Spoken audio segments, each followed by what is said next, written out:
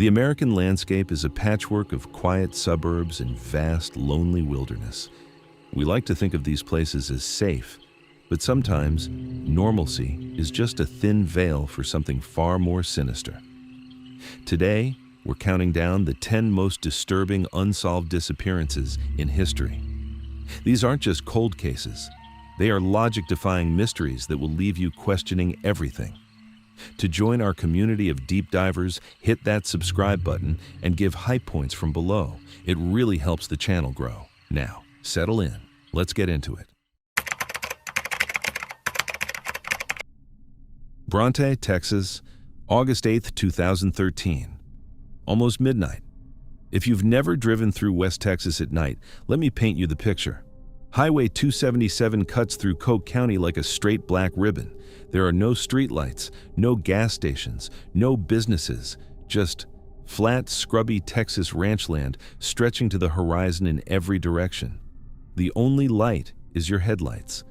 The only sound is the hum of your engine and the occasional chirp of crickets. And the mesquite. God, the mesquite. Mesquite brush is everywhere out here. Dense, thorny, chest-high thickets that stretch for miles off the road. In the daytime, it's just landscape. But at night? At night, it becomes a wall, a labyrinth of sharp branches and shadows that a person could disappear into within seconds. Local ranchers call it the brush.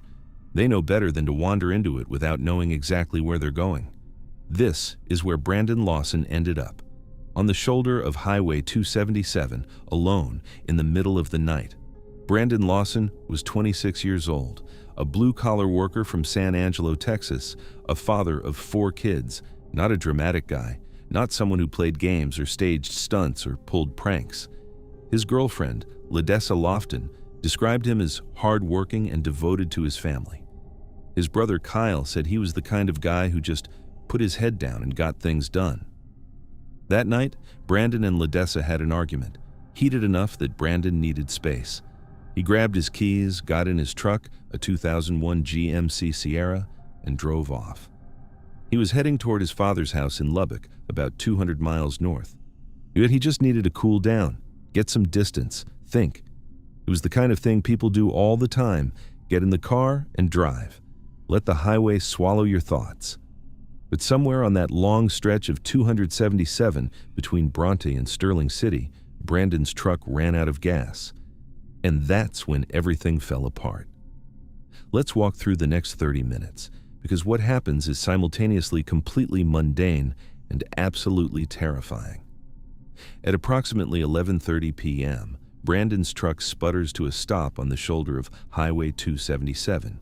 He's in the middle of nowhere. No gas stations, no houses nearby, just the brush and the dark. He calls his brother Kyle. He tells him he's run out of gas and he needs help. Kyle says, okay, he's coming. He'll bring some fuel, standard stuff, the kind of call brothers make all the time. But then Brandon says something else, something that changes the entire tone of the conversation. He tells Kyle that some guys are pushing him into the woods. Kyle asks what he's talking about. Brandon sounds agitated, scared.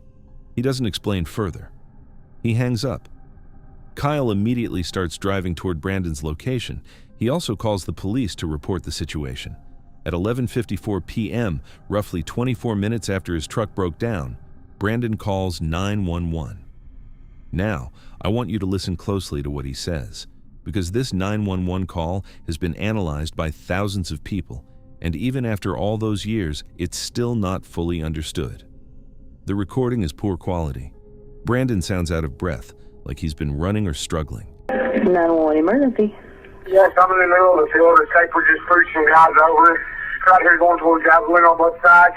My truck ran out of gas. There's one car here. You gotta take the bitch to the woods. Please learn. Okay, now run that by me. The one I talked to home. I surely ran into him. Ah, you ran into him. Okay. That's the first guy.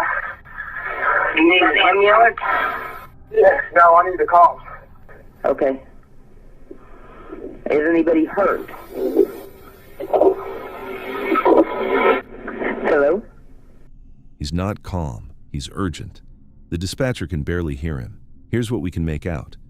Yes. I'm in the middle of a field, ran into some guys, need 'em cut, pushed into the woods. He gives a location. He mentions Highway 277, and then the most chilling part. He says, "Just please push them away. I'm not on the side of the road. Just act like I'm not here." And then the call deteriorates. Static. Broken sentences. And in the background, this is the part that haunts people, there are sounds. Popping sounds. The debate over what those sounds are has raged for a decade. Some people say it's a gunshot. Others say it's the sound of dry branches snapping underfoot. Others say it's something else entirely. The 911 dispatcher tries to get more information. She's professional. She stays on the line. But Brandon becomes harder and harder to understand. And then the call ends. At approximately 12:05 a.m., around the same time as the 911 call, Kyle Lawson arrives at Brandon's truck. His headlights sweep across the Sierra parked on the shoulder. The truck is exactly where Brandon said it was. Engine off, empty. A sheriff's deputy arrives at almost the exact same moment. They both get out of their vehicles. They call out for Brandon. They shine their flashlights into the brush. Nothing. Kyle calls Brandon's cell phone. It rings, and Brandon picks up.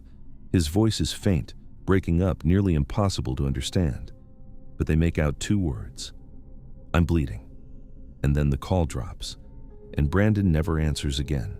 The truck is there. Kyle is there. A deputy is there. And somewhere in the dark mesquite, just beyond the edge of the flashlight beams, Brandon Lawson is bleeding. They search the immediate area. They call his name. They push into the brush. But the mesquite is thick and the night is absolute. And Brandon is gone. Let's talk about what doesn't make sense, because the official story has always been flimsy. For years after Brandon's disappearance, law enforcement maintained the position that he probably wandered into the brush in a disoriented state, maybe a medical emergency, maybe heat exhaustion, and died of exposure. They searched the area extensively in the days and weeks following. They found nothing. Ask yourself this: why would a man call 911, give his location, and then hide? He says it right there in the call, "Just act like I'm not here." He's not just running away from his location. He's trying to be invisible. He's trying to hide from something or someone. If this was a medical emergency, if Brandon was having a seizure or a stroke or a diabetic episode, he wouldn't be making coherent phone calls to 911, asking the dispatcher to act like he wasn't there. He wouldn't be telling his brother that guys were pushing him into the woods. Those are the words of a man who is afraid. Specifically afraid, not confused, not disoriented, scared. So who were the guys? There are a few possibilities. Some people think Brandon stumbled onto something illegal out in the brush. West Texas is notorious for drug smuggling routes. Pipelines of methamphetamine and other substances move through these remote areas regularly. Maybe Brandon, wandering off the road, encountered people who didn't want to be encountered. People who had a reason to make sure he didn't talk to anyone. Others think it was something simpler. Maybe there was a confrontation. Maybe someone passing on the road saw a stranded truck and took advantage of the situation. Maybe Brandon fought back and ran. But then there's the search problem. And this is where the story gets incredibly dark. The area around where Brandon's truck was parked is flat, open. Yes, there's mesquite brush, but it's not dense forest. It's scrubby, waist-high growth with gaps you can see through. In the days after Brandon disappeared, hundreds of volunteers combed that area. Helicopters flew over with infrared cameras. Thermal imaging that can detect the heat signature of a human body, alive or dead, was deployed. They found nothing. If Brandon crawled into the brush and died of exposure, his body would have been warm for hours. The thermal cameras should have found him. The helicopter pilots would have seen an anomaly, but they didn't. So either the thermal equipment malfunctioned or Brandon wasn't where they were looking. Either he was moved or he was never in the immediate search area to begin with. Now let's break down that 911 call one more time. Because the audio has been cleaned up and analyzed by audio forensics experts over the years, and the results are genuinely disturbing. Some analysts claim they can hear a second voice in the background. Not clearly, nothing you could take to court, but a murmur. Someone else present, someone not speaking to the dispatcher, and those popping sounds. One audio expert concluded that the sound pattern was consistent with a small caliber firearm. Not definitive, but consistent. If Brandon was shot, even grazed, even wounded, it would explain the bleeding comment. It would explain why he went down in the brush. It would explain why he told the dispatcher to act like he wasn't there. He wasn't hiding from the police. He was hiding from whoever shot him. And it would explain why he never answered his phone again. Fast forward 9 years, nearly a decade of nothing. In 2022, human remains were found near the area where Brandon disappeared. The remains were identified as Brandon Lawson through DNA testing. He had been out there in the brush, less than a mile from his truck, for almost 9 years. And this is the part that keeps me up at night. That area was searched. In 2013, in the days after he disappeared, searchers went through that same stretch of brush. Volunteers walked it, dogs sniffed it, helicopters scanned it with infrared. They found nothing. So how do remains stay hidden in a searched area for 9 years? The Texas heat alone would cause rapid decomposition. Animals scatter bones. Wind moves things. 9 years of rain and sun in seasons. There are a few explanations. Maybe the remains were moved there after the initial searches. Maybe someone placed them there later, after keeping them somewhere else. Maybe the original searchers simply missed that specific spot in the dark and the confusion. Or maybe, and this is the theory that Brandon's family believes, he didn't die alone out there. Maybe someone was with him, and maybe that someone made sure his body wasn't found until there was nothing left that could tell a story. The medical examiner's findings were inconclusive. After 9 years of exposure, there wasn't much to work with. Is no definitive cause of death, no evidence that could point to foul play or rule it out. Brandon's family has never accepted the wandered off and died narrative. They've pushed for further investigation. They've hired private investigators. They've submitted the 911 recording to multiple audio analysts. And they've never stopped asking the same question: who were the guys Brandon Lawson called for help? That's the part that makes this story so unbearable. He called his brother. He called 911. He gave his location. He was coherent enough to speak, to describe what was happening, to beg the dispatcher to act like he wasn't there. He was alive, aware, and terrified. And his brother drove to that location. A police officer drove to that location. They were there within minutes. They were standing within a few hundred feet of wherever Brandon was bleeding in the dark, and they still couldn't find him. Think about that. A man calls for help from a specific spot on a flat Texas highway. Help arrives, and the man is still lost, in the dark, in the brush, bleeding. How does that happen? Brandon Lawson's 4 children grew up without their father. Ledessa raised them alone. Kyle has spent years listening to that 911 recording, trying to hear something new in the static and the popping sounds and the broken sentences. The recording is still online. You can listen to it right now. Thousands of people have. And every single person who hears it walks away with the same sick feeling. Because you can hear in his voice, beneath the static, beneath the broken sentences, that Brandon Lawson is afraid. Genuinely. She viscerally afraid. Not of getting in trouble. Not of being caught somewhere he shouldn't be. Afraid for his life.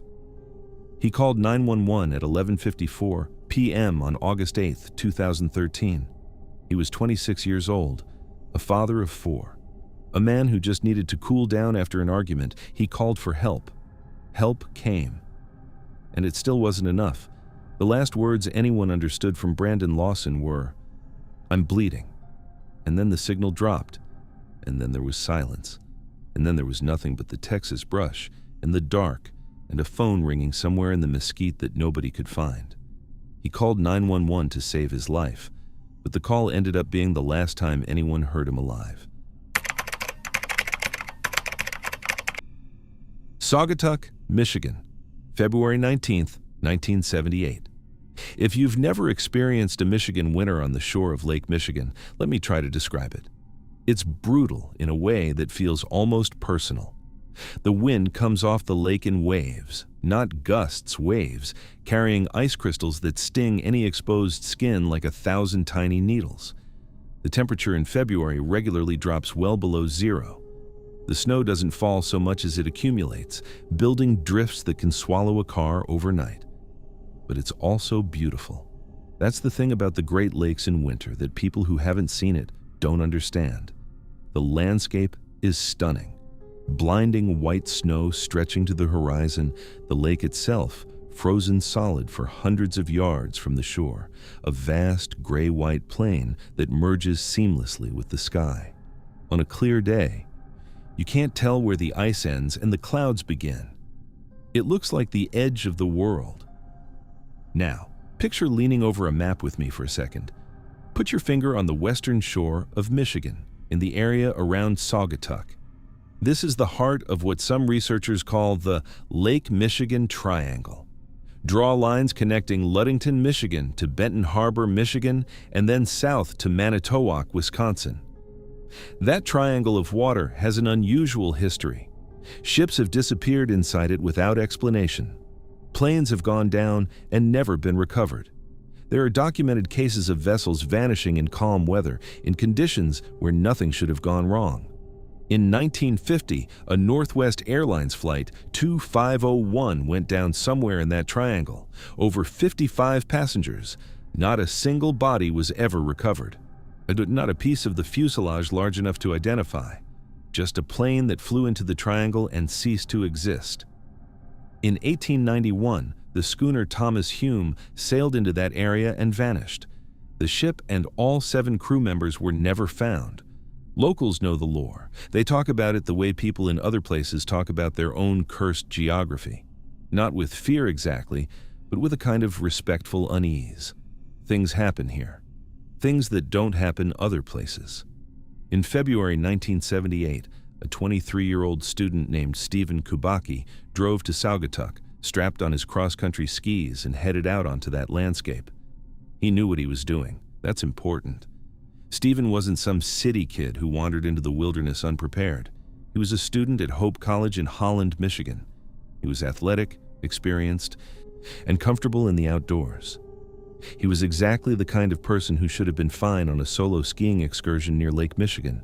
Challenging, but manageable. Cold, but survivable. He left his car parked near the trail. He headed out, and no one saw him again for 15 months. Let's walk through what the searchers found, because this is where the physical evidence stops making any sense. When Stephen didn't return, a search was organized. It was February in Michigan, so the stakes were immediate. A person exposed overnight in those temperatures could die of hypothermia. Searchers started at his car and followed his ski tracks. Now, imagine you're one of those searchers. It's early morning. The temperature is somewhere around 0. Your breath clouds in front of your face. The snow is pristine and firm, and Stephen's tracks are clear. 2 parallel ski grooves, the distinctive herringbone pattern of someone moving steadily across flat terrain. You follow them. The tracks go for miles, out across the frozen shoreline, across the open ice of Lake Michigan. Stephen had skied a significant distance from where he left his car. The tracks are consistent, a man who knew what he was doing, moving at a steady pace, not erratic, not panicked, not stumbling. And then, the tracks lead to the edge of the lake, not the shore, the edge, the point where the solid ice transitions to open water, or in this case, to the ice's terminus. The searchers find Stephen's skis, placed there, not thrown, not fallen, placed carefully on the ice. His poles are there too, and his backpack. Inside the backpack, his wallet, his identification, his money. Everything he would need if he was going somewhere. But here's the thing that stops everyone cold. No pun intended. The tracks just stop. There is no broken ice. If Stephen had fallen through, there would be a hole. There would be evidence of cracking, of water that had partially refrozen. There would be marks where he grabbed for the edge. The ice in that area was solid. There was no breach. There is no sign of a struggle, no disturbed snow, no indication of a fall, no blood, no fabric, no dropped items other than the neatly placed skis and poles in the backpack.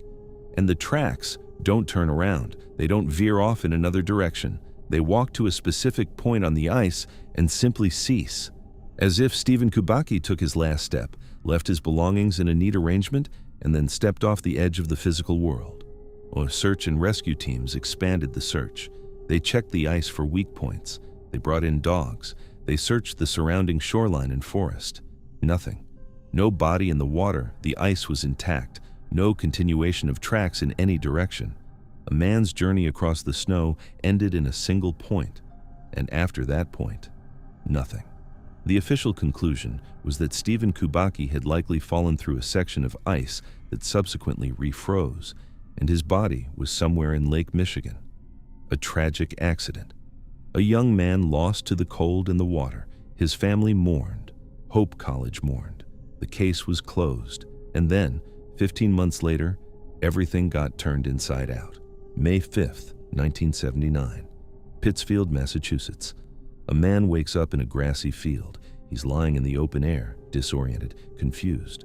And he looks around and doesn't recognize where he is. He checks his pockets. He has a backpack with him, a backpack he doesn't recognize, filled with maps he can't identify and supplies he has no memory of acquiring. He's wearing different clothes than he remembers wearing. Clothes that fit him, but that he's never seen before. He makes his way to other people and tries to explain what's happening. He doesn't know where he is. He doesn't know what day it is. He doesn't know what year it is. He is, by every indication, completely lost in time and space. That man is Stephen Kubacki. He is 700 miles from Saugatuck, Michigan, and he has been missing for 445 days. This is where the story stops making sense in our dimension. Stephen is not in rough shape. That's the first thing that baffles investigators when they're notified.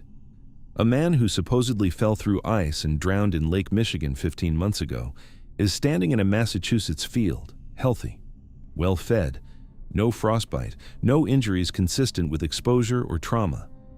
He looks like a man who has been living a normal life, just a normal life he cannot remember. Stephen is taken to medical professionals. He is evaluated. His story doesn't change under examination. He remembers skiing, he remembers being cold near the water, and then he woke up in Massachusetts, and everything in between, 445 days, a year, and 3 months of his life, is completely absent. No fragments, no flashes, no dreams that might be memories, nothing. The medical establishment's best explanation is a dissociative fugue state.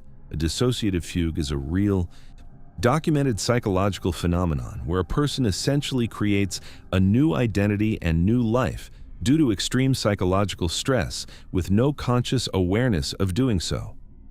People in fugue states can live independently, hold jobs, interact with others normally. When they come out of it, they have no memory of the fugue period at all. It's rare, but it happens. Except the fugue state explanation has some very significant problems when you apply it to Stephen Kubacki's case. Let's look at the math of 700 miles. A fugue state doesn't start with a man neatly arranging his skis on a frozen lake. If Stephen had a psychological break, why did he leave his skis? Why leave his money? Why leave his identification? If he was walking away from his life in the grip of a fugue, he would have walked away in his skis with his backpack, heading inland. You don't take off your equipment in a fugue state, you just go. And if he left those items deliberately, as a message or as a suicide attempt or as some conscious act, then he wasn't in a fugue at the moment he left them. He was cognitively present enough to make a decision and arrange his belongings before he disappeared, which means the fugue, if it happened, began after that point. So what happened in between? The tracks stopped on the ice. No broken ice. No continuation of tracks in any direction. The only physically possible explanations are he fell through ice that perfectly refroze without a trace. He was lifted out of that spot by something, or the tracks themselves are somehow misleading us.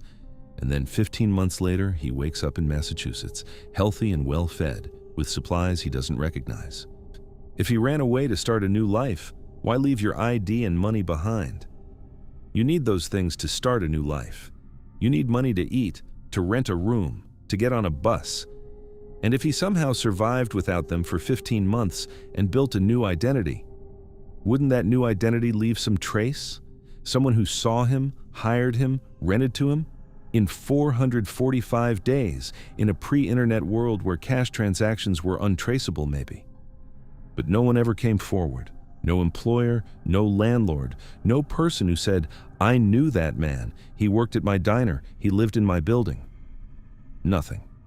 And if he was taken, kidnapped, held for 15 months by someone, why release him at all? Why release him in a field in Massachusetts with a new backpack and maps? What kind of kidnapper provides their victim with hiking supplies and cartographic references upon release? None of the human explanations fit the physical evidence. Every theory breaks down at some point against the facts on the ground. Let's come back to the geography for a moment, because context matters here. The Lake Michigan Triangle's documented history of anomalous disappearances predates Stephen Kubacki by decades and continues after him. There are researchers who study the region specifically, who have cataloged the disappearances, the magnetic anomalies, the strange atmospheric conditions that occur over the lake. Some of it has rational explanations. The Great Lakes are dangerous bodies of water. Storms come up fast. Ice is deceptive. Pilots misjudge conditions. Ships get overwhelmed. But some of it doesn't. The cases where weather was perfect and conditions were calm. The planes that disappeared from radar without distress calls. The ships that sailed into the triangle on clear days and simply stopped existing. Stephen Kubacki's case fits a very specific pattern within that documented history. Not a drowning, not a storm, not a crash. Just a person's physical journey ending at a specific point in space with no physical explanation for where they went. And then a return, equally inexplicable. Stephen Kubacki went on to live a normal life. He graduated. He built a career. He had relationships, experiences, a future. He put February 19th, 1978 behind him, or he tried to. He declined almost every interview request. He refused to speculate publicly about what happened. He asked that people respect his privacy and let him move forward. The result is that the only man who might know what happened on that ice has chosen silence. Whether that's because he genuinely has nothing to add, because the amnesia is real and complete, or because he has answers he's decided not to share, we don't know. His tracks are still out there in the archival records of the search party. Miles of consistent ski trails cutting across the white Michigan landscape, ending at a specific point on the ice where his skis were placed with quiet deliberateness, and then nothing. No more tracks, no explanation. Some people call it a fugue state, a psychological response to extreme stress that caused him to walk away from his life, live as a different person for over a year, and come back with no memory of the interim. Some people point to the Lake Michigan Triangle and suggest that the geography itself is the explanation. That this particular stretch of water does something to the space around it, something that our instruments can't measure and our language can't describe. And some people think Stephen Kubacki stepped onto that ice, made a decision we'll never fully understand, and returned when he was ready, unable or unwilling to explain where he had been. Whatever happened on that ice in February 1978, it left a footprint, literally, a trail in the snow that ends where the answers should begin. Stephen Kubacki is the only man who knows what's on the other side of those tracks, and he's not talking. Omaha, Nebraska, June 13th, 2001. It's a Wednesday morning, the kind of morning where everything feels exactly like it should. The sun is out. It's warm, but not oppressive. That perfect early summer temperature before the Nebraska heat turns brutal. In the Benson neighborhood on the northwest side of Omaha, the day is already alive. Lawnmowers are humming. Sprinklers are running their morning cycles. A neighbor is walking a dog. Someone is pulling out of a driveway to get to work. Benson is quintessential Middle America. Tree-lined streets, mostly residential. Modest, well-maintained homes, the kind of neighborhood where people wave at each other from their front porches. Where kids grew up riding bikes on the sidewalk and parents didn't worry. It's not a gated community or a luxury enclave. It's just a normal. A decent neighborhood where normal, decent people live their normal, decent lives. This isn't a dark forest. This isn't a desolate highway at 3 a.m. This is a residential neighborhood at 11 in the morning on a weekday, one of the safest possible environments a person could be in. And yet, here we are. Jason Jolkowski was 19 years old, 6'1", just under 200 pounds. By any physical measure, he was a big kid, not intimidating. Everyone who knew him described him as a gentle giant, soft-spoken, shy, a homebody by nature. He liked video games and music and spending time with his family. He was not, by any stretch of the imagination, an adventurer or a risk-taker. He was also intensely responsible. Jason had a job at a local Fazoli's restaurant, and he took it seriously. He showed up on time. But he didn't call in sick unless he was actually sick. He cared about doing things right. He didn't have a car, it was in the shop. He didn't have a cell phone. This was 2001, when cell phones were still more luxury than utility for a 19-year-old without a lot of money. He didn't have a secret life or a second identity. His parents, Jim and Carol Jolkowski, knew his friends, knew his habits, knew his patterns. He had no reason to leave, no debts, no drama, no conflict that anyone knew about. He was a shy, reliable, gentle kid who lived at home and went to work and saved his money. On June 13, 2001, Jason Jolkowski walked out his front door to pick up a shift at Fazoli's, and he vanished 8 blocks from home. Let's walk through the morning. Because the timeline here is so compressed, so tight, that understanding it is essential to understanding why this case is so disturbing. Jason gets a phone call from work. They need him to come in. He's scheduled, but this is either a confirmation or an early call. The details are slightly murky, but the point is he agrees to come in. His car is in the shop, so he needs a ride. He calls a coworker, Justin, and they arrange a pickup. Justin will meet Jason at Benson High School. Benson High School is 8 blocks from the Jolkowski house. 8 blocks. In a car, that's maybe 2 minutes. On foot, it's a 10 to 12 minute walk on a flat, straight route through a residential neighborhood. This is not a complicated journey. This is the kind of errand you do without thinking. At approximately 10:45 a.m., Jason's neighbor sees him outside. He's at the driveway, bringing the trash cans up, on a completely ordinary, responsible task. Jason sees the neighbor. They exchange the kind of brief acknowledgement neighbors exchange. A wave, maybe a nod, and Jason heads off on foot toward the school. Justin, the coworker, arrives at Benson High School at approximately 11 a.m. He parks. He waits. Jason isn't there. Justin isn't particularly alarmed. Maybe Jason's running a few minutes late. Maybe he found another ride. He waits for about 45 minutes. Jason doesn't show. Justin leaves, assuming something changed. When Jason's family realizes he hasn't come home, hasn't called, hasn't arrived at work, they begin to worry. By evening, they call the police, and the search begins for a 19-year-old who disappeared somewhere in an 8-block radius, in broad daylight, in a busy residential neighborhood on a sunny Wednesday morning. Now, let's look at the distance. Really look at it. Stand at the Jolkowski house. The school is 8 blocks away, on a normal walking pace, and Jason was in no hurry. He had time. That's 10 to 12 minutes. Let's say 12 minutes to be generous. Jason was last seen at 10:45 a.m. Justin arrived at the school at 11 a.m. That's a 15-minute window. If Jason left immediately after the neighbor saw him, he should have arrived at the school with 3 minutes to spare. 3 minutes. Maybe he would have been standing there waiting when Justin pulled up. So where does a crime fit in that window?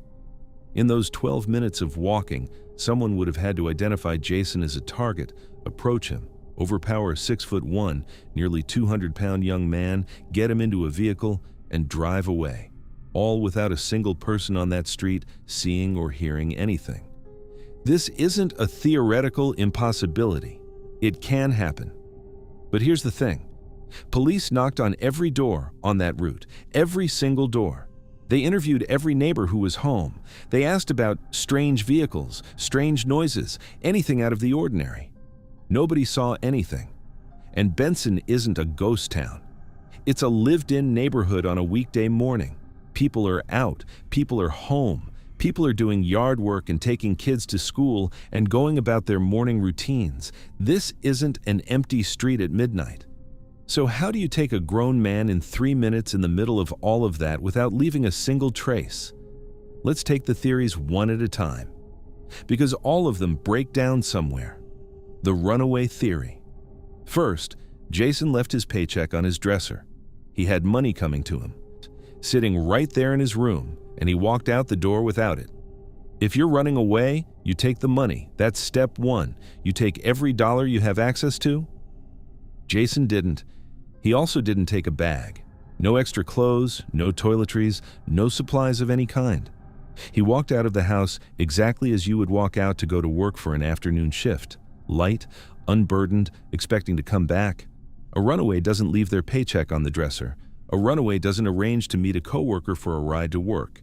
If you're planning to disappear, you don't plan around your afternoon shift at Fazoli's. Next is the voluntary departure theory. Maybe he just decided in the middle of walking to the school to go somewhere else. Maybe something happened in those few minutes that made him change his mind about his life. But what? There are no phone calls he could have received. He didn't have a cell phone. There are no witnesses who saw him meet someone on the street and have a conversation. There's no evidence of any external event occurring in those minutes that would have redirected a responsible, stable, home-loving 19-year-old away from a simple trip to meet a coworker. And then there's the psychological reality. People who disappear voluntarily leave some trace within days, weeks. A credit card transaction, a phone call, a friend who says, "Yeah, he called me, he said he needed to get away." Jason left nothing. No digital footprint, no financial activity, no contact with anyone who knew him. He didn't have a secret bank account or a fake ID or any infrastructure of escape. For a voluntary disappearance to work, you need preparation. Jason showed none. Then, the abduction theory. This is the one that fits the evidence best, which is terrifying because the evidence also makes it seem nearly impossible. Someone abducted a large, physically capable young man on a suburban street during morning hours without anyone hearing a scream, seeing a struggle, or noticing an unusual vehicle. Police searched every inch of those 8 blocks. They found no dropped items, no signs of a scuffle, no blood, no torn clothing. The path Jason would have walked was clean. Whatever happened, it happened without leaving a mark on the physical environment. That suggests either extreme speed and efficiency, a vehicle that pulled up, a door that opened, a 15-second transaction, or it suggests that Jason knew the person, that he got into a vehicle voluntarily, not realizing what was happening until it was too late. A neighbor maybe, an acquaintance, someone whose face didn't register as a threat. But even that theory leaves questions. Nobody saw the car. On a residential street on a weekday morning, a car stopping to pick someone up is normal. People should have seen it and thought nothing of it, but nobody reported seeing any vehicle stop for Jason. It's as if the path between his driveway and that school was simply empty. A blind spot in the collective consciousness of the neighborhood. Jim and Carol Jolkowski didn't just grieve, they built something. After Jason disappeared, they founded Project Jason, a non-profit organization dedicated to supporting families of missing adults. It's now one of the most respected advocacy organizations in the country for missing persons cases. They've helped hundreds of families navigate the nightmare of a loved one who vanishes without explanation. They've pushed for legislative changes, better reporting systems, more resources for adult missing persons cases. They did all of this while still living in the same house on the same street in the Benson neighborhood of Omaha. The same house Jason left that Wednesday morning. Think about what that takes. To stay in that house, to look at that driveway where the neighbor saw Jason taking out the trash, to know that 8 blocks away is the school where Justin sat waiting in his car for a kid who never showed up. They stay because leaving would mean giving up. It would mean closing a door that they refused to close. It's now been more than 2 decades. Jason Jolkowski would be in his early 40s now. An entirely different life would have been lived in that time. A career, maybe a family. A decade of experiences. All of it hypothetical. All of it missing alongside him. The case remains officially open. There are no suspects. No persons of interest who have ever been named publicly. No forensic evidence recovered, no credible sightings. Just an 8-block stretch of suburban Omaha that swallowed a person in broad daylight and gave nothing back. He was 8 blocks from home, in the middle of a sunny Wednesday morning, in a neighborhood full of people going about their ordinary lives. He had a ride waiting for him, he had a shift to work, he had a paycheck on his dresser and a family who knew exactly where he was going and why. And he still disappeared. That's what makes Jason Jolkowski's case so deeply unsettling, not its complexity, but its simplicity. There are no exotic locations, no unusual circumstances, no late-night risk-taking. Just a kid walking to meet a coworker on a pleasant morning in a safe neighborhood. The window for whatever happened is measured in minutes.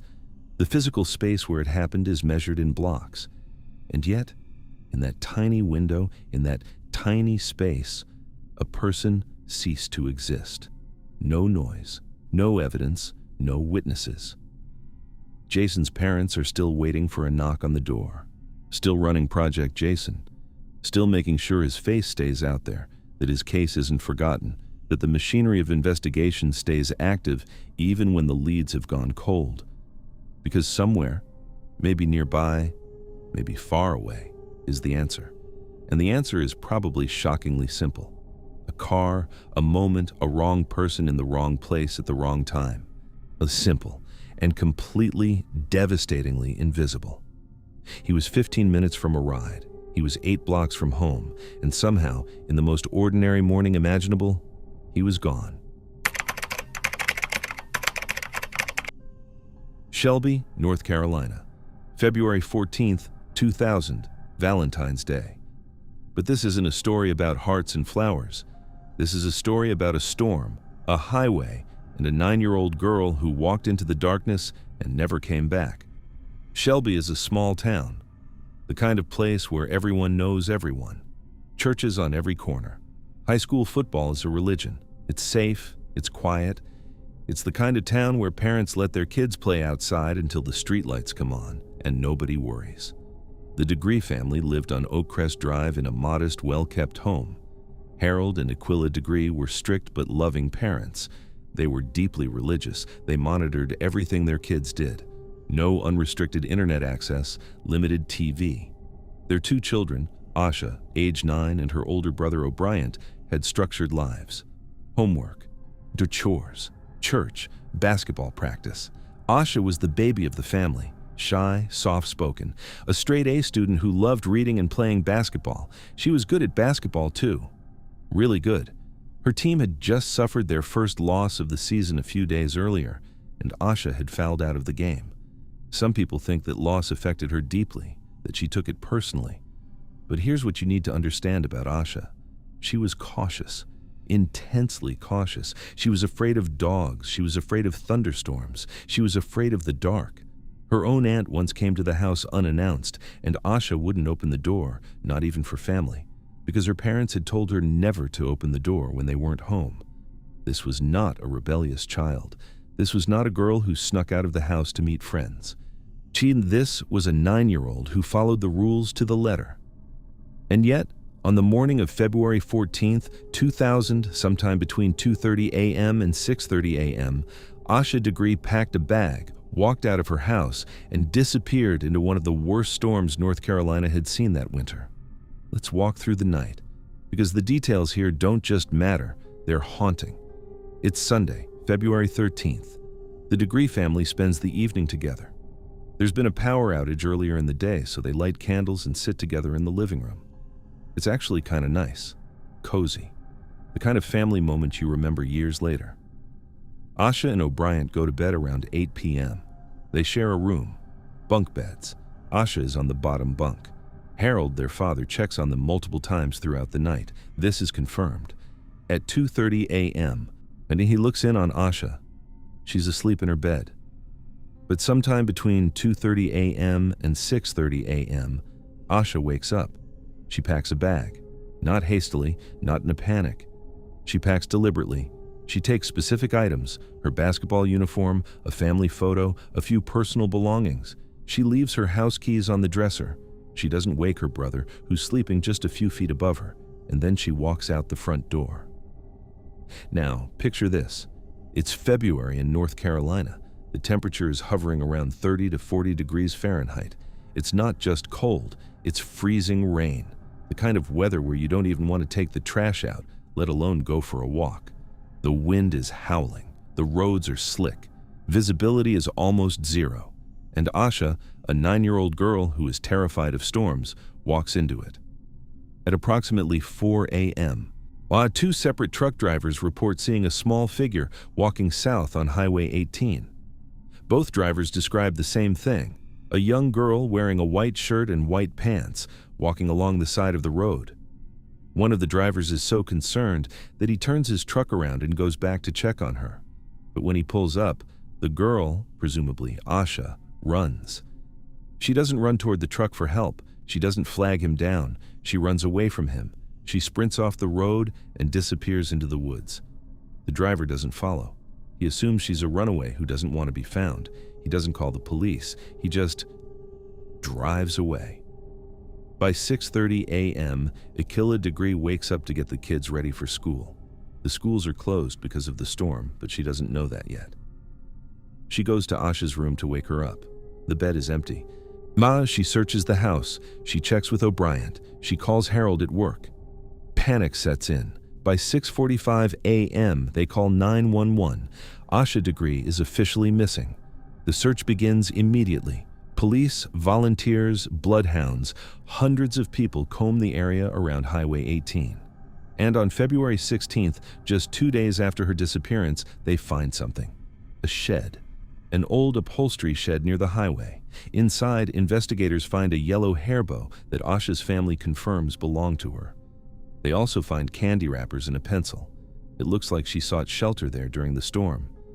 But then, nothing. The trail goes cold. For 18 months, there's silence. No body, no leads, no Asha.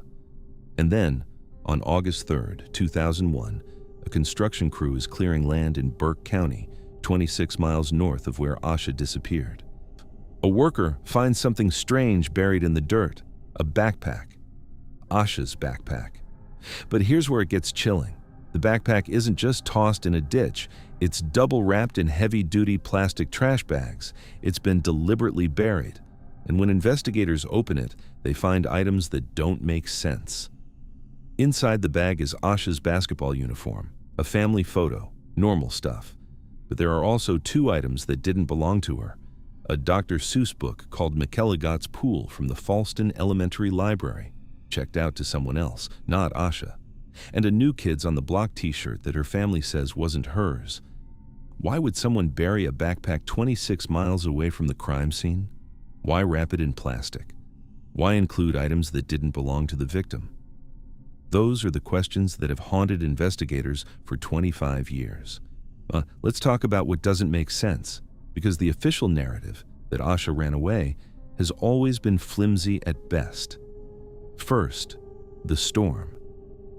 Asha was terrified of thunderstorms. Her parents confirmed this. She would hide under blankets during storms. She would cry. So why, on a night when the rain is pounding and the wind is howling, would she voluntarily leave the safety of her home? People say maybe she was upset about the basketball game. Maybe she was ashamed of fouling out and wanted to run away. But here's the problem. Running away doesn't explain the meticulous packing. Running away doesn't explain why she left her house keys behind. And running away definitely doesn't explain why she ran away from the truck driver who tried to help her. If you're a scared, cold, wet 9-year-old and a truck pulls up, you run toward it, but not away from it, unless you're running from something or someone. Now let's talk about the fear of dogs. Highway 18 is a rural stretch of road. Houses are spread out and many of them have dogs, big dogs. Dogs that bark when strangers walk by. Asha was terrified of dogs, yet she walked for miles along a road where dogs were barking at her from every other yard. That doesn't add up. And then there's the backpack. Let's really think about this. Someone took Asha's backpack 26 miles away from where she disappeared. They wrapped it in not one, but 2 layers of industrial plastic bags. They buried it. They didn't throw it in a dumpster. They didn't burn it. They buried it. Why? Because whoever buried that backpack couldn't bring themselves to destroy it completely. They wanted to preserve it, maybe as a trophy. Maybe because it was evidence they thought they might need to retrieve later. But the act of wrapping it so carefully, burying it so deliberately, that's not the action of a child. That's the action of an adult with a plan. And those items that didn't belong to Asha, the Dr. Seuss book, the New Kids on the Block t-shirt, those are clues. Someone gave those items to Asha, someone who had access to her, someone who groomed her. For 24 years, investigators chased dead ends. They interviewed hundreds of people. They searched landfills, woods, abandoned buildings. They found nothing. And then, in 2024, everything changed. Fast forward 25 years, and the ground starts to shift. In late 2024, the FBI executes search warrants at multiple properties in Shelby, North Carolina. Specifically, they focus on properties connected to a family named Deadman. They seize vehicles, they seize computers, they bring in forensic teams, and one of the vehicles they tow away is a 1964 AMC Rambler, a green car with front-end damage. Now, here's why that matters. Back in 2000, a witness reported seeing a distinctive green car, possibly a Lincoln Mark IV or a Ford Thunderbird, near Highway 18 on the night Asha disappeared. For years, that tip went nowhere. But in 2024, with advances in DNA analysis and digital forensics, investigators revisited old evidence. They matched that tip to a vehicle owned by someone connected to the Deadman family. And suddenly, a cold case became a homicide investigation. Let me repeat that. For 24 years, Asha Degree was a missing person. In 2024, the FBI reclassified her case as a murder investigation. They're not looking for a runaway anymore. They're looking for a body, and they're looking for a killer. So what happened?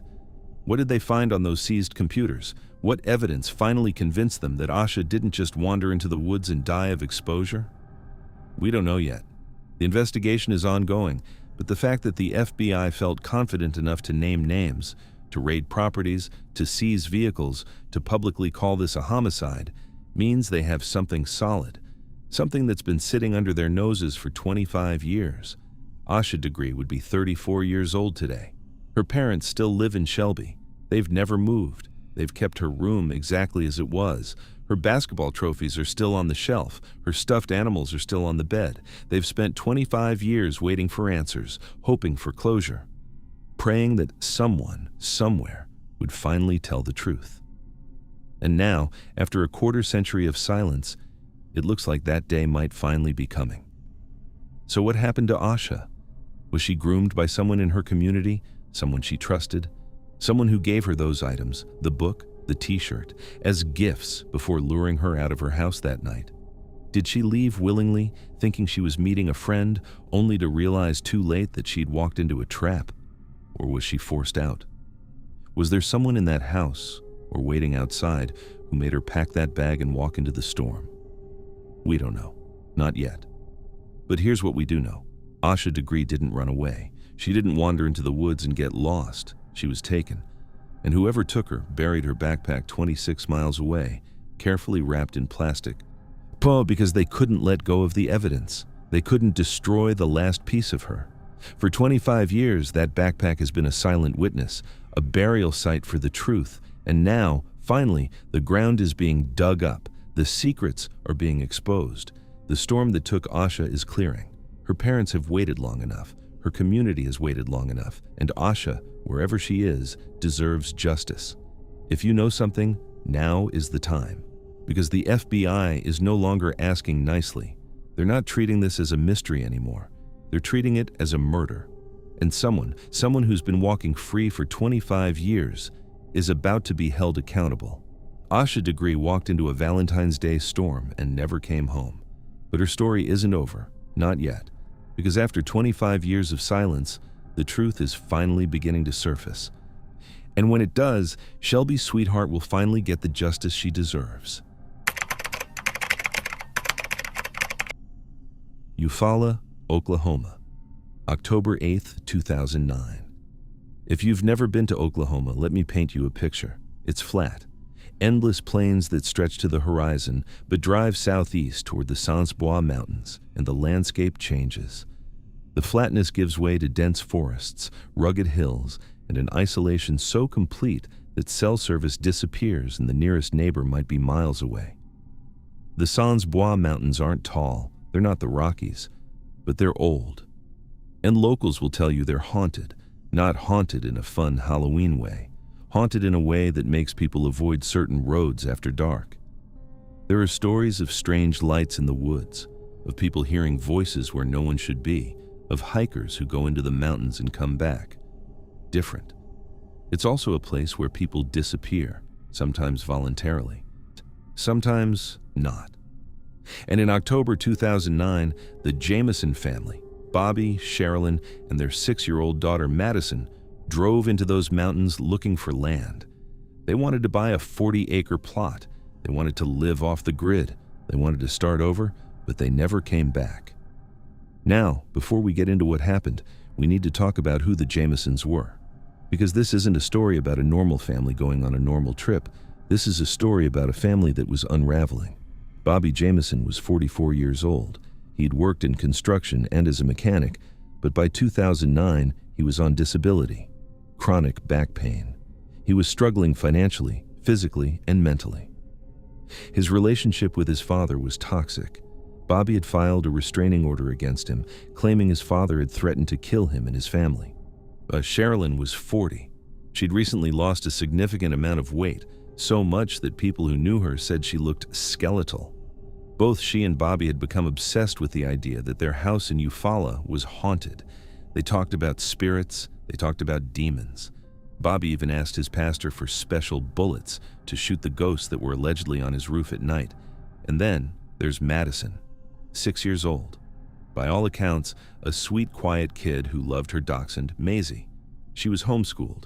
She didn't have much contact with the outside world. Her entire universe was her parents and that dog. In the weeks leading up to their disappearance, the Jamesons' behavior became even stranger. They stopped eating regular meals. Sherilyn would only eat soup or salad. Bobby was paranoid. He thought people were following him. He thought people were trying to poison him. And then there's the home security footage. The morning they left, October 8th, Bobby had set up a camera to record the driveway. Maybe he was paranoid about thieves. Maybe he wanted evidence of the spirits he claimed were tormenting him. Either way, that camera captured something deeply unsettling.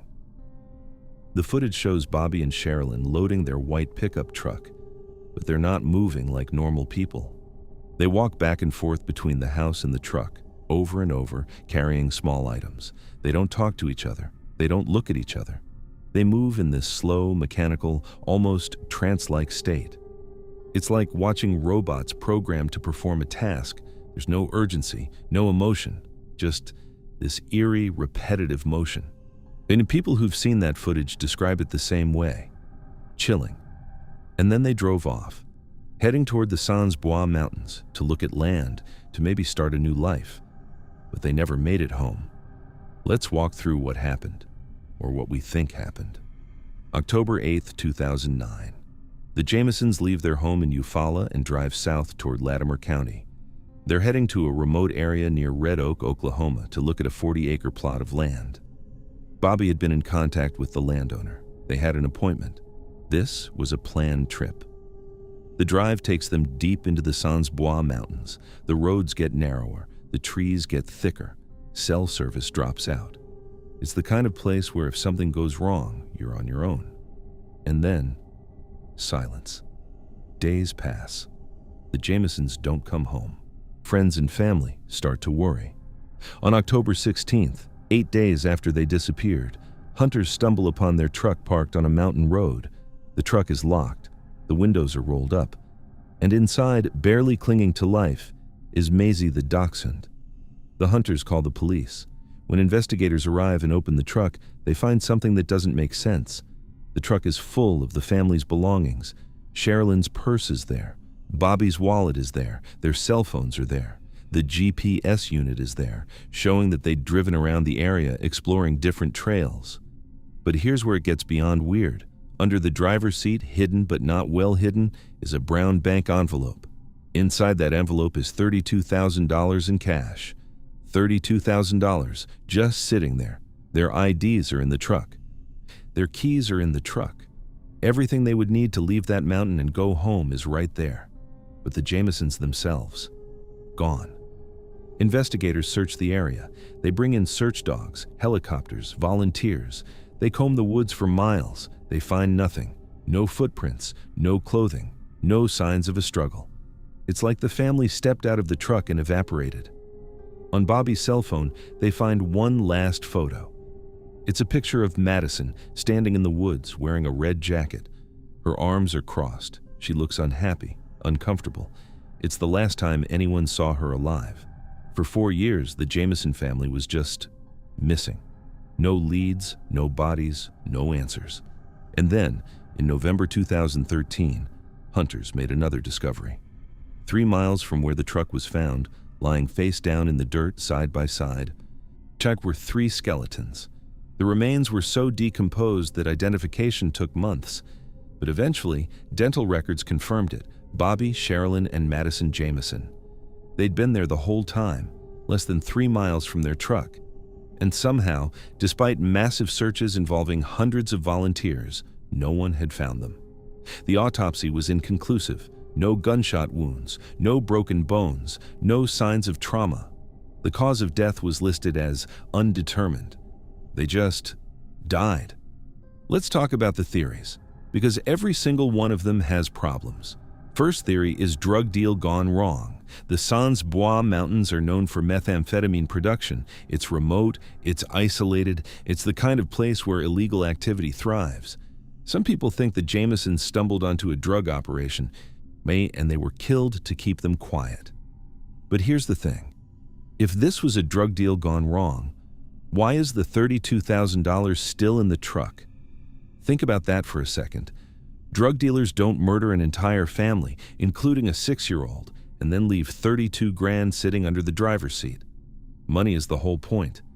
If someone killed them for business reasons, that cash would be gone. And why leave the truck intact? Why not burn it, dump it, make it disappear? The truck was just parked, locked, like the family planned to come back. Second theory is murder or suicide. Some investigators think Bobby killed his wife and daughter, then killed himself. The paranoia, the weight loss, the talk of demons and spirits. Maybe Bobby snapped. Maybe he brought them into the woods and ended it. But there's no weapon. Sherilyn's .22 caliber handgun, which she carried for protection, was missing from the truck and has never been found. If Bobby used that gun, where is it? And if he didn't use a gun, how did he kill 3 people without leaving a single mark on the bones? Plus, there's the positioning of the bodies. They were found lying side by side, face down, like they'd all been executed. Does that sound like a murder-suicide to you, or does it sound like someone else arranged them that way? Third theory is they got lost and died of exposure. Maybe they went for a hike. Maybe they got disoriented. Maybe they couldn't find their way back to the truck. October in Oklahoma can be cold at night. Maybe they just died. But then why leave the dog in the truck? Anyone who spent 5 minutes with a dog knows you don't lock your pet in a vehicle and go for a 3-mile hike. Especially not Madison. That little girl loved Maisie. She wouldn't have taken a single step into those woods without her dog. And if they were lost, why didn't they use their cell phones? Yes, there's no service in the mountains, but you can still use a phone as a flashlight, as a tool, as a way to leave a final message. Their phones were untouched. Another theory is foul play by someone they knew. This is where things get really dark. Before they disappeared, Sherilyn had written an 11-page letter to Bobby. It was found in the truck. The letter was described as a hate letter, filled with anger, resentment, and bitterness. Investigators have never released the full contents, but it's clear the marriage was falling apart. Some people think Bobby's father was involved. Bobby had accused him of threatening the family. Maybe the father followed them into the mountains. Maybe he wanted revenge. Other theories involve white supremacist groups or cults operating in the area. There were rumors that the Jamisons had gotten involved with something, or someone they shouldn't have, that they'd seen something, known something, and that knowledge got them killed. But there's no evidence, no suspects, no arrests. Just 3 bodies lying in the dirt, 3 miles from a truck full of money and a starving dog. Now, I want you to think about the logic of this for a second. The Jamisons believed their house was haunted. Bobby claimed he was being attacked by spirits. He asked for special bullets to kill ghosts. Sherilyn was researching spiritual warfare. The what if, and I'm not saying I believe this, but what if they encountered something in those mountains that confirmed their worst fears? There are stories about the Sans Bois Mountains, stories that predate the Jamesons by decades. People talk about hearing voices in the woods, seeing figures that vanish when you get close, feeling an overwhelming sense of dread that makes you turn back. What if the Jamesons walked into those woods and encountered something they couldn't explain? Something that made them leave everything behind, the money, the dog, the truck, their lives, and just walk deeper into the forest? I know how that sounds. I know. But here's the thing. The medical examiner found no cause of death. No trauma, no poison, no disease. 3 people, including a healthy 6-year-old, just stopped living. How does that happen naturally? The Jameson family went to the Sans Bois Mountains looking for a fresh start. They wanted land. They wanted isolation. They wanted peace. But they found something else. Something that made them park their truck, leave $32,000 behind, and walk 3 miles into the wilderness. Something that made them lie down side by side and never get up. Was it a person? Was it a group? Was it something we can't explain? We don't know. We'll probably never know. But here's what we do know. Bobby Jameson was terrified. He believed something evil was after him. He believed in spirits, demons, and forces beyond our understanding.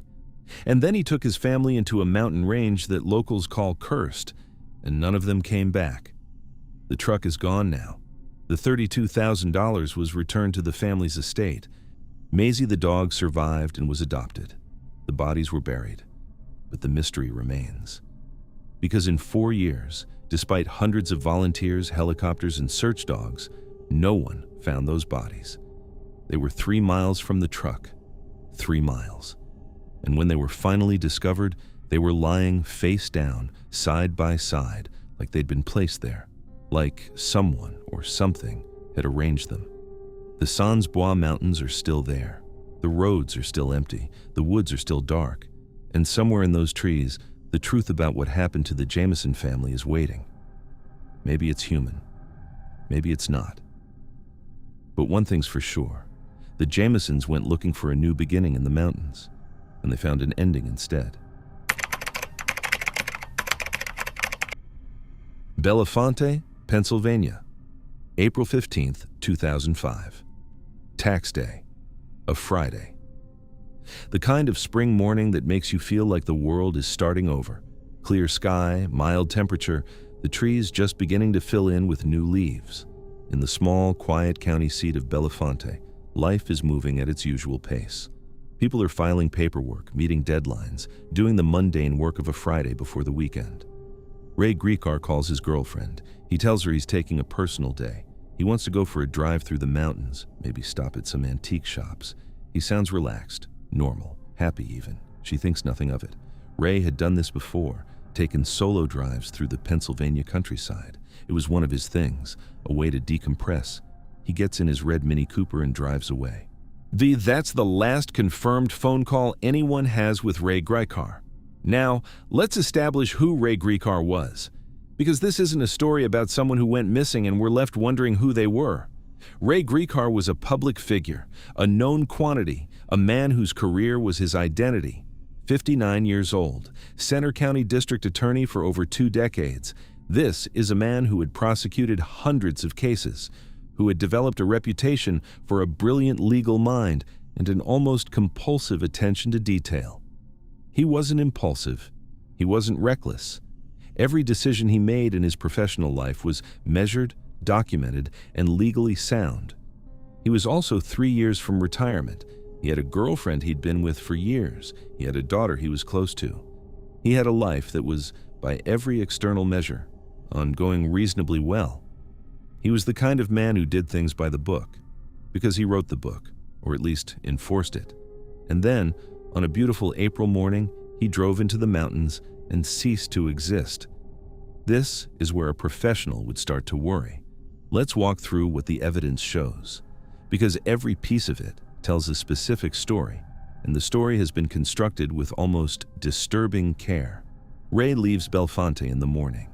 He's spotted in Lewisburg, Pennsylvania, about an hour's drive from home, browsing an antique mall. Witnesses later confirm seeing a man matching his description walking through the shop, unhurried, looking at items, Not distressed, not watching over his shoulder, just a guy spending a Friday morning in an antique mall. He buys nothing, or if he buys something, it's not significant enough to be traced. Later, he's spotted in a diner or sandwich shop, eating alone. Again, relaxed, normal. A man on a personal day, doing personal day things. At some point in the afternoon, his red Mini Cooper is parked in a lot near an antique mall just off Route 45, close to the Susquehanna River. The car is locked. It stays there. When Ray doesn't come home that evening, his girlfriend calls. No answer. She waits. She tries again. Eventually, she contacts police. The car is located the following day, still parked in that same lot. Officers approach the Mini Cooper. They look inside. And here's the kicker. Ray's cell phone is on the seat. For a district attorney in 2005, leaving your cell phone behind is like leaving your arm behind.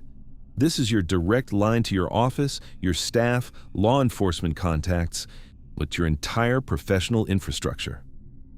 Ray Gricar's entire working life ran through that phone. He didn't go anywhere without it, except this one time. Police processed the car. No signs of a struggle, no blood, no defensive marks, no scratches, nothing disturbed. The car is clean in a way that feels almost deliberate. Whoever left it there left it perfectly, like a prop.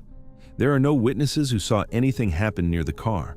No one reports hearing a struggle or seeing someone approach the Mini Cooper in distress. The car just appeared there, and then Ray didn't come back to it. The search expands. River searches, canvassing of the area, interviews with everyone who might have seen Ray that day. The case gets significant attention because district attorneys don't just vanish in broad daylight. And then, months later, a fisherman makes a find. Ray's county-issued laptop is pulled out of the Susquehanna River near a bridge. Investigators get excited. A laptop is an enormous piece of evidence. A man's professional life, his communications, his files, his history. It's all potentially recoverable from a laptop, even a water-damaged one. The FBI gets involved. Forensic technicians work on it. But when they open the laptop, the hard drive is gone. Not water-damaged, not corrupted, gone. Physically removed from the casing. The laptop was thrown in the river without its hard drive. The hard drive was never found. Let's talk about that hard drive, because this is the detail that changes everything about how we understand what happened to Ray Gricar. If Ray was the victim of a crime, if someone grabbed him, attacked him, Steve took his laptop. Here's how that scenario plays out. The attacker takes the laptop because laptops are valuable. They sell it, they wipe it and sell it. Maybe they're sophisticated enough to remove the hard drive and sell that separately. But they don't throw the laptop casing into one part of a river and the hard drive into another. That's not how criminals think. That's how investigators think. A criminal sees a laptop and sees money. An investigator or a prosecutor sees a laptop and sees evidence. Evidence that can be recovered, evidence that can be subpoenaed, evidence that can end careers and send people to prison. Ray Gricar knew, better than almost anyone in Center County, that a hard drive recovered from a river can still yield data. And he had probably prosecuted cases where digital forensics had cracked seemingly uncrackable evidence. He knew the limitations of water damage. He knew that unless the drive was physically destroyed or permanently separated from examiners, the data could potentially be retrieved. So someone, and the most logical person is Ray himself, took the time to open the laptop casing, physically remove the hard drive, and ensure the two pieces ended up in different locations. That is not the act of a victim. That is the act of a man who understood evidence and destroyed it intentionally. But here's where it gets darker, because investigators also found something on Ray's home computer. In the days before he disappeared, someone had used that computer to search for information about how to damage hard drives, how to make them unreadable, or how to destroy data. Ray knew what was on that hard drive, and he knew he couldn't let anyone else see it. What was on it? We don't know. We'll never know. That's precisely the point. Whatever files, communications, or records were stored on that county-issued laptop went into the Susquehanna River in a form that could never be retrieved. The man who spent decades making sure criminals couldn't hide their secrets spent his final act making sure his own secrets were permanently buried. Now, there's one more layer to this story. and it's the darkest one. Ray had a brother. His brother had disappeared years earlier. His body was found in a river. The death was ruled a suicide. Think about that. Ray Griechar knew what the aftermath of a river disappearance looked like. He'd lived through it in the most personal way possible. He knew how investigators process these cases. He knew what evidence they look for, what timeline they construct, what conclusions they draw. Did he use his brother's tragedy as a template? Did he study what happened when his brother disappeared, what was found, what wasn't, how the investigation unfolded, and use that knowledge to construct his own exit? Or is the parallel a coincidence? 2 brothers, 2 rivers, 2 disappearances. The second one engineered by a man who knew the law too well to leave loose ends. Now let's talk about the mystery woman. Some witnesses who were in the Lewisburg area that day claim they saw Ray with a woman, not a confrontation, just together, browsing, talking, a companion on his personal day that he hadn't mentioned to his girlfriend. If this witness account is accurate, it changes the shape of the story significantly. It suggests Ray had a relationship, or at minimum, a connection that no one in his known life was aware of. Someone he was comfortable enough to spend his last documented day with. Was she involved in whatever he was leaving behind? Was she part of what was on that hard drive? Or was she just a friendly acquaintance who happened to chat with him in an antique mall and has no idea her memory became part of a missing persons investigation? We don't know. She was never identified. She never came forward. And there's one more professional dimension to this story that demands attention.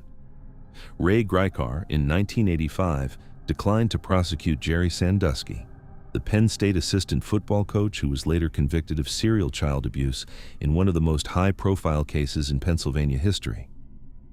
The decision not to prosecute in 1985 was later scrutinized intensely. Some people believe Ray had information about the Sandusky investigation that was relevant to his disappearance, that what was on that hard drive was connected to what he knew or what he had done regarding that case. This is speculation, but it's speculation that investigators have not entirely dismissed. Let me walk you through what we actually know about Ray Griechar the person, because understanding him is essential to understanding what he might have done. He was quiet, methodical. Colleagues described him as someone who thought 3 steps ahead. He didn't make emotional decisions, he made logical ones. In a courtroom, he was known for building cases that were airtight before he ever presented them. He didn't go to trial on cases he wasn't certain he could win. In other words, when Ray Griechar committed to something, he committed fully. He didn't take half measures. The destruction of the hard drive is consistent with that profile. He wasn't someone who would throw a laptop in a river and hope for the best. He would remove the evidence, dispose of it separately, and be confident the job was done. His disappearance, viewed through that lens, has the hallmarks of a planned operation: the personal day, the hour-long drive to a different jurisdiction, the antique mall, a cash-only, low-surveillance environment, the car parked and locked, his phone left behind, the laptop disposed of in pieces. This wasn't impulsive. This was prosecutorial. Ray Griechar was declared legally dead in 2011. The case was never closed because no body was ever found, no definitive explanation was ever established, and no charges were ever brought against anyone. Because there was no crime, or if there was, it was committed by the one person who couldn't be prosecuted. Somewhere in Pennsylvania, there might be a man in his late 70s who used to be a district attorney, who used to live in Belafonte and drive a red Mini Cooper and take personal days in the mountain towns, who destroyed his hard drive so carefully that even the FBI couldn't reconstruct it, who left his cell phone on the seat so deliberately that the gesture almost feels like a signature. Or he's in that river, or he's somewhere else entirely. We don't know, and that's exactly how he planned it. Ray Griechar spent his career making sure the truth came out in court. He knew every method criminals used to hide it. He knew every tool investigators used to find it. He knew the gaps in between, and in his own final case, he used every piece of that knowledge to make sure the truth, whatever it was the one thing we'd never find. He was the prosecutor who built the perfect case for his own disappearance, and he left us with exactly nothing to charge him with.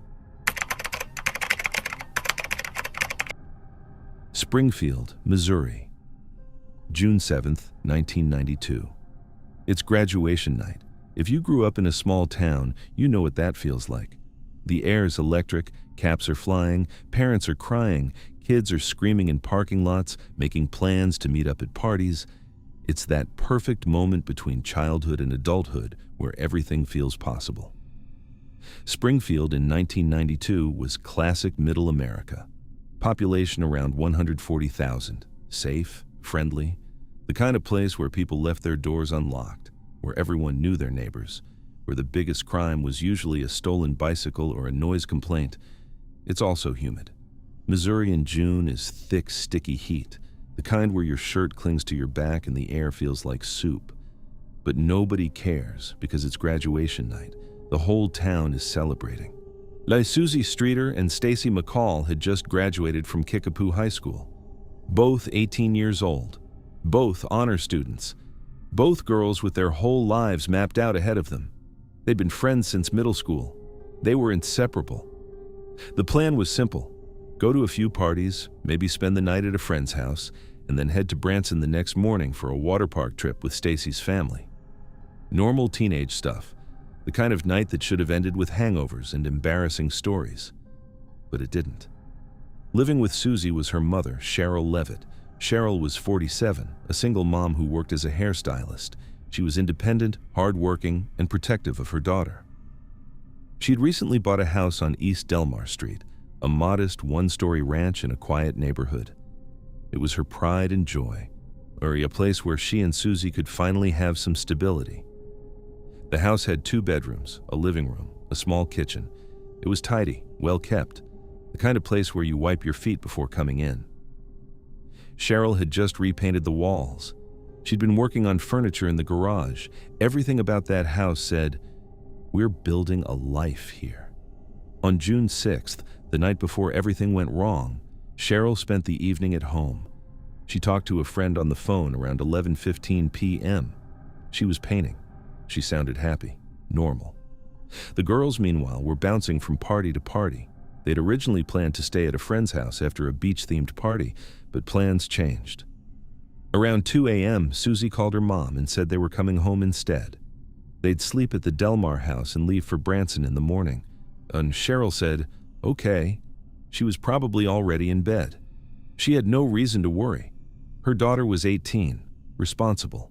This was supposed to be a safe town. At approximately 2:15 a.m., Susie Streeter and Stacy McCall pulled into the driveway at 1717 East Delmar Street. And then, they disappeared. Let's walk through what happened, or what we think happened. It's the morning of June 7th. Around 8 a.m., Janelle Kirby, a friend of Susie and Stacy, drives to the Delmar house. She's supposed to pick up the girls for the Branson trip. She knocks on the door. No answer. That's weird. But maybe they overslept. Janelle leaves. Around 10:30 a.m., Janice McCall, Stacy's mother, starts to worry. She tries calling the house. No answer. She drives over with her husband. When they arrive, the first thing they notice is the cars. Cheryl's car is in the carport. Susie's car is parked in the driveway. Both cars are there. So where are the women? Janice walks up to the front door. It's unlocked. She opens it and steps inside. Immediately, the family dog, a small, yappy Yorkshire Terrier named Cinnamon, starts barking frantically. The dog is stressed, agitated, like something is very, very wrong. Janice calls out, "Stacy? Susie? Cheryl?" Nothing. She walks through the house. The living room looks normal. The kitchen looks normal. She goes to the bedrooms, and this is where your skin starts to crawl. In Susie's bedroom, the beds are still made, or at least mostly made. The girls' purses are lined up neatly on the floor, not tossed aside, not knocked over, lined up, like they'd walked in, set them down, and planned to come right back. Stacy's clothes from the graduation, her dress, or her shoes, are folded neatly on top of her purse, like she'd taken them off, folded them carefully, and gotten ready for bed. In Cheryl's bedroom, the scene is even stranger. Her purse is there, her cigarettes are there. On the nightstand, there's an ashtray with a cigarette that had burned all the way down to the filter.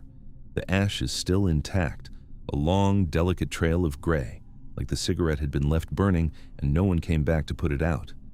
Janice checks the bathroom. There are damp towels, washcloths that look like they were used to remove makeup. Everything suggests the women had come home, gotten ready for bed, and then vanished. There's no blood, no signs of a struggle, no overturned furniture, no broken windows, nothing, except for one thing. Janice steps back onto the front porch and notices the glass globe covering the porch light. It's shattered. The bulb inside is fine, still screwed into the socket, still working, but the glass globe is in pieces on the ground. And here's where a critical mistake was made. Janice, trying to be helpful, sweeps up the glass. She doesn't think about it. She just cleans it up. By the time the police arrive and realize the shattered light might be evidence that someone might have broken it deliberately to lure one of the women outside, the glass is gone. Any fingerprints, any DNA, any trace evidence that might have been on those shards is lost forever. The police search the house, top to bottom. They interview neighbors. They bring in cadaver dogs. They dust for fingerprints, and they find nothing. No forced entry, no signs of violence. No evidence that anyone who wasn't supposed to be in that house had been there.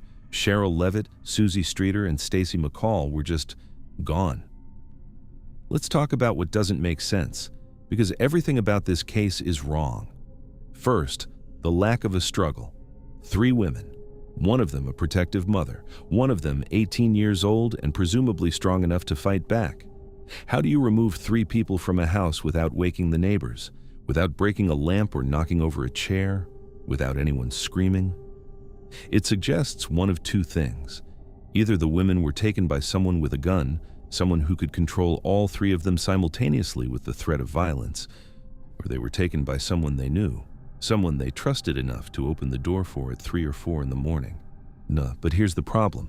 Cheryl was cautious. She'd just bought this house. She was protective of her daughter. Would she really open the door for a stranger in the middle of the night? Now let's talk about the porch light, the shattered glass globe. Some investigators think this was the lure. Someone broke the light deliberately, knowing it would make noise, knowing one of the women would come outside to check. And when she did, they grabbed her. Then they went inside and took the other 2. But that theory has problems too. If you break a light at 3 a.m., neighbors hear it. Dogs bark, people look out their windows, yet no one reported hearing anything unusual that night. So maybe the light was broken earlier. Maybe it was an accident. Maybe it had nothing to do with the disappearances at all. We don't know. And because Janice swept it up before anyone could analyze it. Now, this is the detail that keeps investigators up at night, the answering machine. While Janice and her husband were at the house before the police arrived, the phone rang. Janice answered it. It was a man. He didn't ask for anyone by name. He just started making what Janice later described as vivid sexual suggestions. Lewd, graphic, disturbing comments. She hung up immediately. Later, while trying to check if the girls had left a message, Janice accidentally erased the messages on the answering machine. She felt horrible about it, but it was too late. Whatever was on that tape, whatever message might have been left by the kidnapper or by someone who knew what happened, was gone. But here's what's chilling. Who makes obscene phone calls to a house where 3 women have just been abducted? Was it a coincidence? Or was the caller watching the house? Did he see the police arrive? Did he know the women were gone? Some investigators believe the obscene caller and the abductor were the same person, that he was taunting the family, playing a sick game. Others think it was just random, a cruel coincidence. But I want you to think about the timing. The women disappear sometime between 2:15 a.m. and 6:30 a.m. By 10:30 a.m., the house is crawling with family and soon, police. And during that window, someone calls and makes sexual comments to the first person who answers. That's not random, that's deliberate.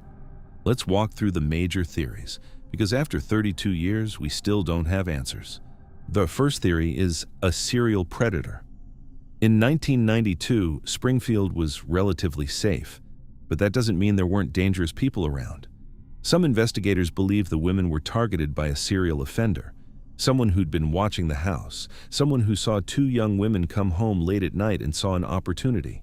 The profile fits: organized crime, no evidence left behind, multiple victims taken simultaneously. But if this was a serial predator, Why hasn't he struck again? Why hasn't there been another case with the same signature? Second theory is about someone they knew. This is the theory that makes the most sense logistically. If you want to control 3 women without a fight, you need them to trust you. You need them to open the door voluntarily. You need them to believe, even for a few seconds, that you're not a threat. But who? Police interviewed everyone in their social circles. Ex-boyfriends, friends, co-workers, family members. No one stood out. No one had a clear motive. Another theory is wrong place, wrong time. Maybe the women saw something they weren't supposed to see.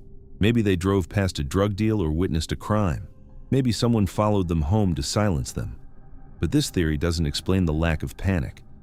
If someone was chasing you, you'd lock the doors. You'd call the police. You wouldn't calmly get ready for bed and line up your purses. Fourth theory is about the hospital parking garage.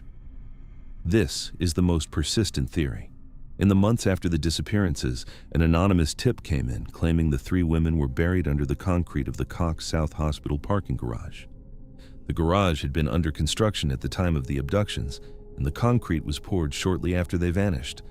A civil engineer and a journalist investigated the tip using ground-penetrating radar. They claimed to have found anomalies, something under the concrete that shouldn't be there. But the hospital refused to allow excavation. They said it would be too disruptive, too expensive. And without more concrete evidence, the police couldn't force them. So if the bodies are there, if this tip is real, they're still buried, 32 years later. Cheryl Levitt, Susie Streeter, and Stacy McCall celebrated their futures on the night of June 6, 1992. Susie and Stacy threw their caps in the air and took photos with their friends. They laughed and danced and talked about college. As Cheryl talked to a friend on the phone and painted furniture in her garage, dreaming about the life she was building for herself and her daughter. By 4 a.m. on June 7th, all 3 of them were gone. No screams, no struggle, no evidence, just 3 purses lined up on a bedroom floor, a cigarette burned down to ash, and a shattered porch light that might mean everything or nothing at all. 32 years later, their families are still waiting, still hoping, still begging someone to come forward with the truth. Because someone knows. Someone out there knows what happened in that house, whether it was one person or multiple people, whether it was planned or spontaneous, whether the women are buried under a parking garage or in a field or in the woods. Someone knows, and for 32 years, they've kept that secret. The house on East Delmar Street has been sold multiple times. Different families have lived there. Life has moved on. But the mystery hasn't, because in the quietest part of the night, in that window between when the parties end and the sun comes up, 3 lives simply evaporated. 3 women who should have woken up the next morning with hangovers and plans for Branson never woke up at all. They vanished in plain sight, in a safe neighborhood, in a quiet town, in a house with unlocked doors and folded clothes and purses lined up like soldiers. And somewhere, maybe under concrete, maybe in the ground, maybe in a place we haven't even thought to look, they're still waiting to be found. If you know something, now is the time, because Cheryl, Susie, and Stacy deserve to come home. And their families deserve to finally, after more than 3 decades, know the truth. West Des Moines, Iowa. September 5th, 1982. It's 6 a.m. on a Sunday morning. The sun hasn't fully risen yet. There's a light fog hanging over the streets.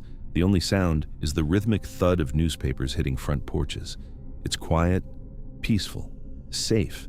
This is suburban America in 1982. The world before cable news turned every kidnapping into a national panic. Before Amber Alerts. Before parents put GPS trackers in their kids' shoes. This was the era when kids rode their bikes until the streetlights came on, when they walked to school alone, when having a paper route was a rite of passage, not a liability. West Des Moines was, and still is, one of the nicest suburbs in Iowa. Tree-lined streets, well-kept lawns, the kind of place where people moved to raise families, where crime was almost non-existent, where kids were safe. Or so everyone thought. Johnny Gosch was 12 years old. He had a paper route for the Des Moines Register. Every morning, 7 days a week, he'd wake up before dawn, load his red wagon with newspapers, and walk his route. He was dependable, hard-working, The kind of kid who took pride in making sure every paper landed on the right doorstep. He was small for his age, maybe 5 feet 3 inches, slim build, blonde hair, blue eyes, the kind of kid who looked younger than he was. But he was responsible. His parents, John and Noreen Gosh, trusted him. They'd raised him to be independent, to be capable. On most mornings, Johnny's dad would go with him. John would drive the car slowly behind Johnny's wagon, keeping an eye on him, helping him carry the heavy Sunday editions. But on this particular Sunday, Johnny wanted to prove he could do it alone. When he was growing up, he didn't need his dad shadowing him anymore. John stayed home. He went back to bed. It was a decision that would haunt him for the rest of his life. Johnny left the house at 6 a.m. He had his red wagon, he had his stack of newspapers, and he had his dog, a little dachshund named Gretchen. She always went with him on his route. She was his companion, his protector, in the way that only a 10-pound dog can be. Johnny walked 2 blocks from his house to the corner of 42nd Street and Marcourt Lane. That's where he'd meet the delivery truck and pick up his papers. And that's where everything went wrong. Let's walk through what happened, or what we think happened. It's just after 6 a.m. Johnny arrives at his pickup point. There are other paperboys there too. This wasn't a solitary job. There were kids all over the neighborhood doing the same thing. They'd pick up their papers, load their wagons, and head out. One of the other paperboys, Mike, later told police he saw Johnny talking to a man. The man was standing next to a blue 2-toned car. He looked to be in his 30s or 40s, stocky build, nothing particularly memorable about him. He was asking Johnny for directions. Mike didn't think anything of it. People ask for directions all the time. Johnny seemed fine, calm, not distressed. Mike went on his way. Another witness, a man named John Rossi, saw the same thing. He was driving past and noticed the man talking to Johnny. The man waved him over, asked him for directions too. Something about finding a specific street. Rossi helped him out, then drove off. Later, under hypnosis, Rossi recalled more details. The car had Warren County license plates. The man had a specific way of speaking, specific mannerisms. But at the time, it seemed normal. Just a guy who was lost. By 6:30 a.m., Johnny's wagon was found abandoned on the sidewalk, full of newspapers. Gretchen, the dachshund, was sitting next to it alone. Johnny was gone. His father woke up around 7 a.m. and realized Johnny should have been home by now. He drove the route. He found the wagon. He found the dog. But no Johnny. John Gosh called the police immediately, and here's where the nightmare gets worse. The police told him they couldn't do anything, not yet. They had a policy. You have to wait 72 hours before filing a missing persons report. Kids run away all the time. He probably just went to a friend's house. He'll turn up. But Johnny didn't run away. He left his dog. He left his wagon. He left his newspapers, his responsibility, the thing he took the most pride in. No 12-year-old who cares that much about his job just abandons it. John and Noreen Gosh knew something was terribly wrong, but the police wouldn't listen. Not for 72 hours. By the time the investigation officially started, the trail was ice cold. Witnesses were interviewed. The description of the blue car was circulated. Tips came in, dozens of them, then hundreds. Sightings of Johnny in other states, rumors of a child trafficking ring operating in the Midwest, anonymous phone calls claiming they knew where he was. But nothing panned out. Every lead went nowhere. Johnny Gosh became the first missing child to appear on the side of a milk carton. His face was everywhere. Grocery stores, breakfast tables, refrigerators across the country. It was a revolutionary idea at the time, using everyday products to spread awareness of missing children. But even that didn't bring Johnny home. Years passed, then a decade, then 2. The case went cold. John and Noreen Gosh never stopped searching, but the world moved on. And then, in 1997, something impossible happened. Now, this is where the story stops being a tragedy and starts being a conspiracy. It's 2 a.m., sometime in March 1997.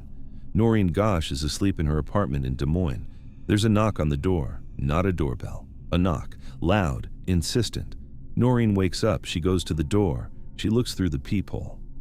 There's a man standing there, late 20s, accompanied by another man who's standing back, in the shadows. She opens the door, and the man says, "Mom." "Duh, it's me." Noreen looks at him. He opens his shirt. He shows her a birthmark on his chest, a birthmark only Johnny had. He knows details about their family that only Johnny would know. His voice, his mannerisms, his eyes. Noreen Gosh swears to this day that the man standing on her doorstep at 2 a.m. was her son. They talked for an hour. Johnny, if it was Johnny, told her he'd been taken by a child trafficking ring, a network that operated across state lines, run by powerful people. He said he'd been forced to do things he couldn't talk about. He said he was still being watched, still being controlled. He couldn't stay. He couldn't go to the police. He just wanted her to know he was alive. And then he left, back into the night, with the man who'd been waiting in the shadows. Noreen called the police. They investigated. They found no evidence that anyone matching Johnny's description had been in the area that night. No witnesses, no surveillance footage, nothing. The official conclusion was that it never happened. That Noreen, desperate for closure after 15 years of grief, had either been tricked by an imposter or had imagined the entire encounter. But Noreen knows what she saw, and she's never wavered from her story. And here's where it gets even stranger. A few years later, Polaroid photographs were left on Noreen's doorstep. 3 photos, taken sometime in the 1980s based on the film type. They showed 2 boys, teenagers, bound and gagged in what looked like a basement or a warehouse, duct tape over their mouths, terror in their eyes. One of the boys looked like Johnny, older than 12, but with the same facial features, the same bone structure. Noreen believes the photos are proof that Johnny was taken, held captive, and photographed by his abductors. The police analyzed the photos. They said they couldn't confirm the identity of the boys. They said the photos could be from anywhere, from any case, left by anyone. But why would someone leave those specific photos at Noreen Gosh's house? Out of all the houses in America, why hers? Now, let's talk about Paul Bonacci. Paul Bonacci is a convicted sex offender who, in the 1990s, claimed he was involved in Johnny Gosh's kidnapping. He said he was part of a larger pedophile ring that operated in Nebraska and Iowa. He said he was forced to help abduct Johnny. He said Johnny was trafficked across state lines, sold to different people, used for unspeakable purposes. Bonacci passed a polygraph. He provided details about Johnny that were never made public. Details about a scar on Johnny's tongue, a specific stutter he had, the way he walked. Details that only someone who knew Johnny intimately would know. Noreen believes him. The FBI does not. Bonacci has changed his story multiple times over the years. He's been discredited by law enforcement. They say he's a fantasist, someone who inserts himself into high-profile cases for attention. But here's the thing. Some of his claims have been corroborated. He was connected to the Franklin Credit Union scandal in Nebraska, a case involving allegations of child abuse, trafficking, and cover-ups at the highest levels of government. Multiple witnesses came forward. Multiple victims told similar stories. And then, mysteriously, many of those witnesses recanted. Some disappeared. Some died under suspicious circumstances. Was Paul Bonacci telling the truth? Or was he just another damaged person trying to make sense of his own trauma by attaching it to a famous case? We don't know. We'll probably never know. But here's what we do know. Johnny Gosh was taken by a professional. This wasn't some random kidnapping by a stranger who panicked and made mistakes. This was calculated, precise. Think about the logistics. Johnny was snatched in a neighborhood full of paper boys. Multiple witnesses saw the blue car, saw the man talking to Johnny, but no one saw a struggle. No one heard a scream. No one saw Johnny being forced into a vehicle. How do you do that? How do you take a 12-year-old boy off the street in broad daylight without anyone noticing? You do it with practice, with planning, with experience. This wasn't the kidnapper's first time. Johnny Gosh's disappearance changed America. Before Johnny, missing children cases were treated as low priority. Kids ran away. They came home. The police waited 72 hours before doing anything, because most of the time, the kid would show up on their own. But Johnny didn't run away, and by the time the police started looking, it was too late. Johnny's case led directly to the creation of the National Center for Missing and Exploited Children. It led to changes in how law enforcement handles missing persons reports. It led to Johnny's Law, legislation that requires immediate action when a child is reported missing. No more waiting periods, no more assumptions that they'll come home on their own. Johnny Gosch's face became the face of the milk carton kids movement, and he was one of the first missing children to be featured on milk cartons, billboards, and TV ads. His story became a national symbol of parental fear and the vulnerability of children. But for Noreen Gosch, none of that matters. She doesn't care about the legacy. She doesn't care about the laws. She just wants her son back. She spent 40 years searching, 40 years investigating, 40 years refusing to give up hope. She's been called delusional. She's been dismissed by law enforcement. She's been mocked by the media. But she doesn't care, because she knows what she saw that night in 1997. She knows her son stood on her doorstep and told her he was alive. Whether that's true or not, whether Johnny Gosch is still out there or died decades ago, we may never know. Johnny Gosch left his house at 6 a.m. on September 5th, 1982 to deliver newspapers. He was 12 years old. He had his dog, his wagon, and a route he knew by heart. He never came home. For 40 years, his parents have waited. For 40 years, investigators have chased leads that go nowhere. For 40 years, conspiracy theorists have spun stories about trafficking rings and government cover-ups and midnight visits. And the truth, whatever it is, remains buried. Was Johnny Gosch taken by a lone predator who saw an opportunity? Was he taken by an organized ring that trafficked children across state lines? Did he die that day in 1982? Or did he survive for years, decades, a prisoner in a world we can't imagine? We don't know. But here's what we do know. A 12-year-old boy was snatched off a suburban street in broad daylight in front of witnesses, and no one could stop it. The professionals, whoever they were too good, too careful, and too practiced. Johnny Gosch went out to deliver the news, and he ended up becoming the news for the next 40 years.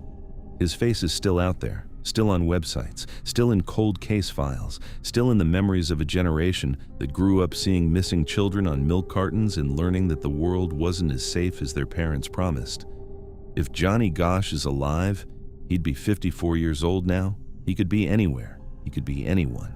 He could have a family, a job, a life. Or he could still be trapped in the nightmare Noreen believes he's been living since 1982. We don't know. And that's the horror of it, the not knowing, the endless, suffocating uncertainty. Johnny Gosch vanished into the fog of a Sunday morning, and he took a piece of America's innocence with him. Bloomington, Indiana, June 3rd, 2011. It's 4:30 in the morning. The bars have closed. The streets are littered with red Solo cups, pizza boxes, and the residue of a typical Thursday night in a Big Ten college town. The air is thick, that humid, sticky Indiana summer heat that clings to your skin. The kind of night where even at dawn, you're still sweating. Bloomington isn't just any college town. It's home to Indiana University, one of the biggest party schools in the country. Thousands of students packed into a relatively small city. The social scene revolves around a few key areas. Kilroy's Sports Bar, the sports bar where everyone goes to be seen. The Smallwood Plaza Apartments, a massive complex where hundreds of students live in a concentrated party ecosystem.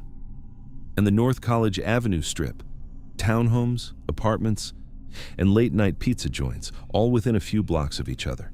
It's the kind of place where everyone knows everyone, or at least everyone knows someone who knows someone. The social circles overlap, the parties bleed into each other, and on a night like this, early June, right before summer classes start, the energy is electric. Students are celebrating the end of the semester. The Little 500 bike race has just wrapped up. Everyone feels invincible. Lauren Spearer was living that life, 20 years old. A fashion merchandising student from Scarsdale, New York, one of the wealthiest suburbs in the country. Lauren came from money, but she wasn't spoiled. She was vivacious, bubbly, the kind of person who lit up a room when she walked in. Her friends described her as someone who was always laughing, always smiling, and always the life of the party. But Lauren was also physically vulnerable. She was tiny, 4'11", 95 pounds soaking wet, a petite frame that made her look even younger than she was, and she had a serious medical condition, long QT syndrome. It's a rare heart rhythm disorder that can cause sudden, uncontrollable heart arrhythmias. Physical stress, dehydration, certain drugs, any of these could trigger a fatal cardiac event. Her parents knew about the condition, her doctors knew. But did her friends? Did the people partying with her that night know that Lauren's heart was a ticking time bomb? We'll never know for sure. Because on the morning of June 3rd, 2011, Lauren Spearer walked out into the pre-dawn darkness of Bloomington, Indiana, and she was never seen again. Let's walk through the night, because the details here are everything. It starts around 12:30 a.m. on June 3rd. Lauren leaves her apartment at Smallwood Plaza with a friend named David Rohn. They're heading to a party at the 5 North Townhomes, a cluster of off-campus housing where some of Lauren's friends live. They hang out for a bit, but Lauren wants to keep the night going. At 1:46 a.m., she walks into Kilroy's Sports Bar on Kirkwood Avenue. This place is packed. It's the spot. If you're a student at IU, you've been to Kilroy's. Lauren is with a guy named Corey Rossman. They're drinking. They're having fun. The bar has a sand-covered patio out back, and at some point during the night, Lauren takes off her shoes and leaves them there. She also leaves her cell phone inside the bar. Now, picture this. You're a 95-pound girl. You've been drinking. You leave your shoes and your phone behind. Does that sound like someone who's thinking clearly? Or does it sound like someone who's already too far gone? At 2:27 a.m., Lauren and Corey leave Kilroy's. They head back toward Smallwood Plaza. Lauren is stumbling. Witnesses later describe her as incapacitated. She's falling against walls. She can barely stand. At 2:30 a.m., they enter the lobby of Smallwood Plaza. And this is where things get messy. A student named Zach Oakes sees Lauren in the hallway. He later tells police that she looked like she was in bad shape. She's leaning on Corey for support. She's not speaking. She's just out of it. And then, out of nowhere, another student, someone who knew Lauren, punches Corey Rossman in the face. Why? Reports vary. See, some say it was because this student thought Corey was taking advantage of Lauren. Others say it was personal beef that had nothing to do with her. Either way, Corey gets hit hard. His face is bleeding. He's disoriented. And instead of staying put, instead of calling for help, Corey and Lauren leave. They walk to an alley between College Avenue and Morton Street. At 2:48 a.m., security cameras capture them in that alley.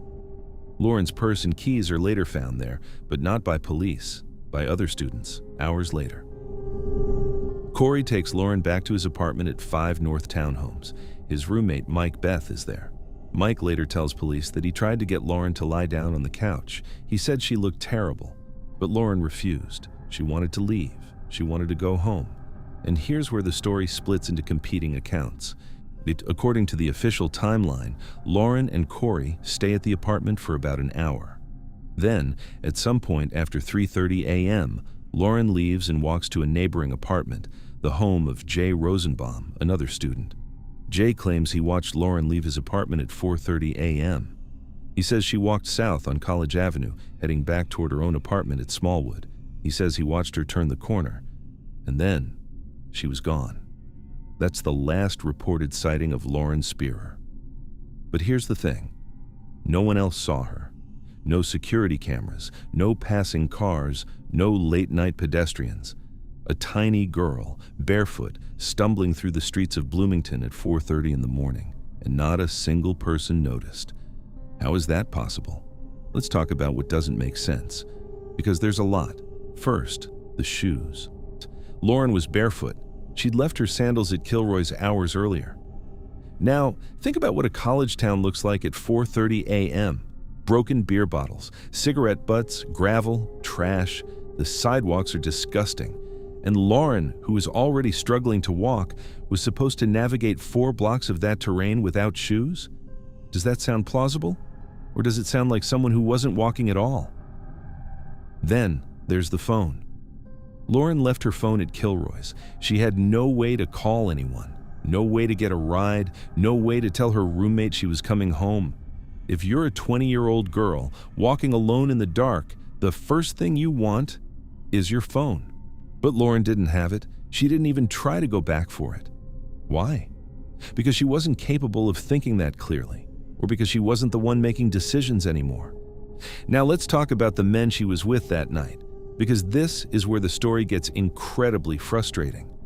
Corey Rossman, the last person captured on camera with Lauren, he claims he has no memory of what happened after he got punched in the face. Amnesia. Convenient, right? You're the last known person with a girl who vanishes, and you can't remember a single thing about the hours that followed. Mike Beth, Corey's roommate. He saw Lauren at the apartment. He tried to get her to rest, but he also claims he doesn't know what happened after she left. He went to bed, he says. He assumed she made it home safe. Jay Rosenbaum, the neighbor, he claims he watched Lauren walk away from his apartment at 4:30 a.m.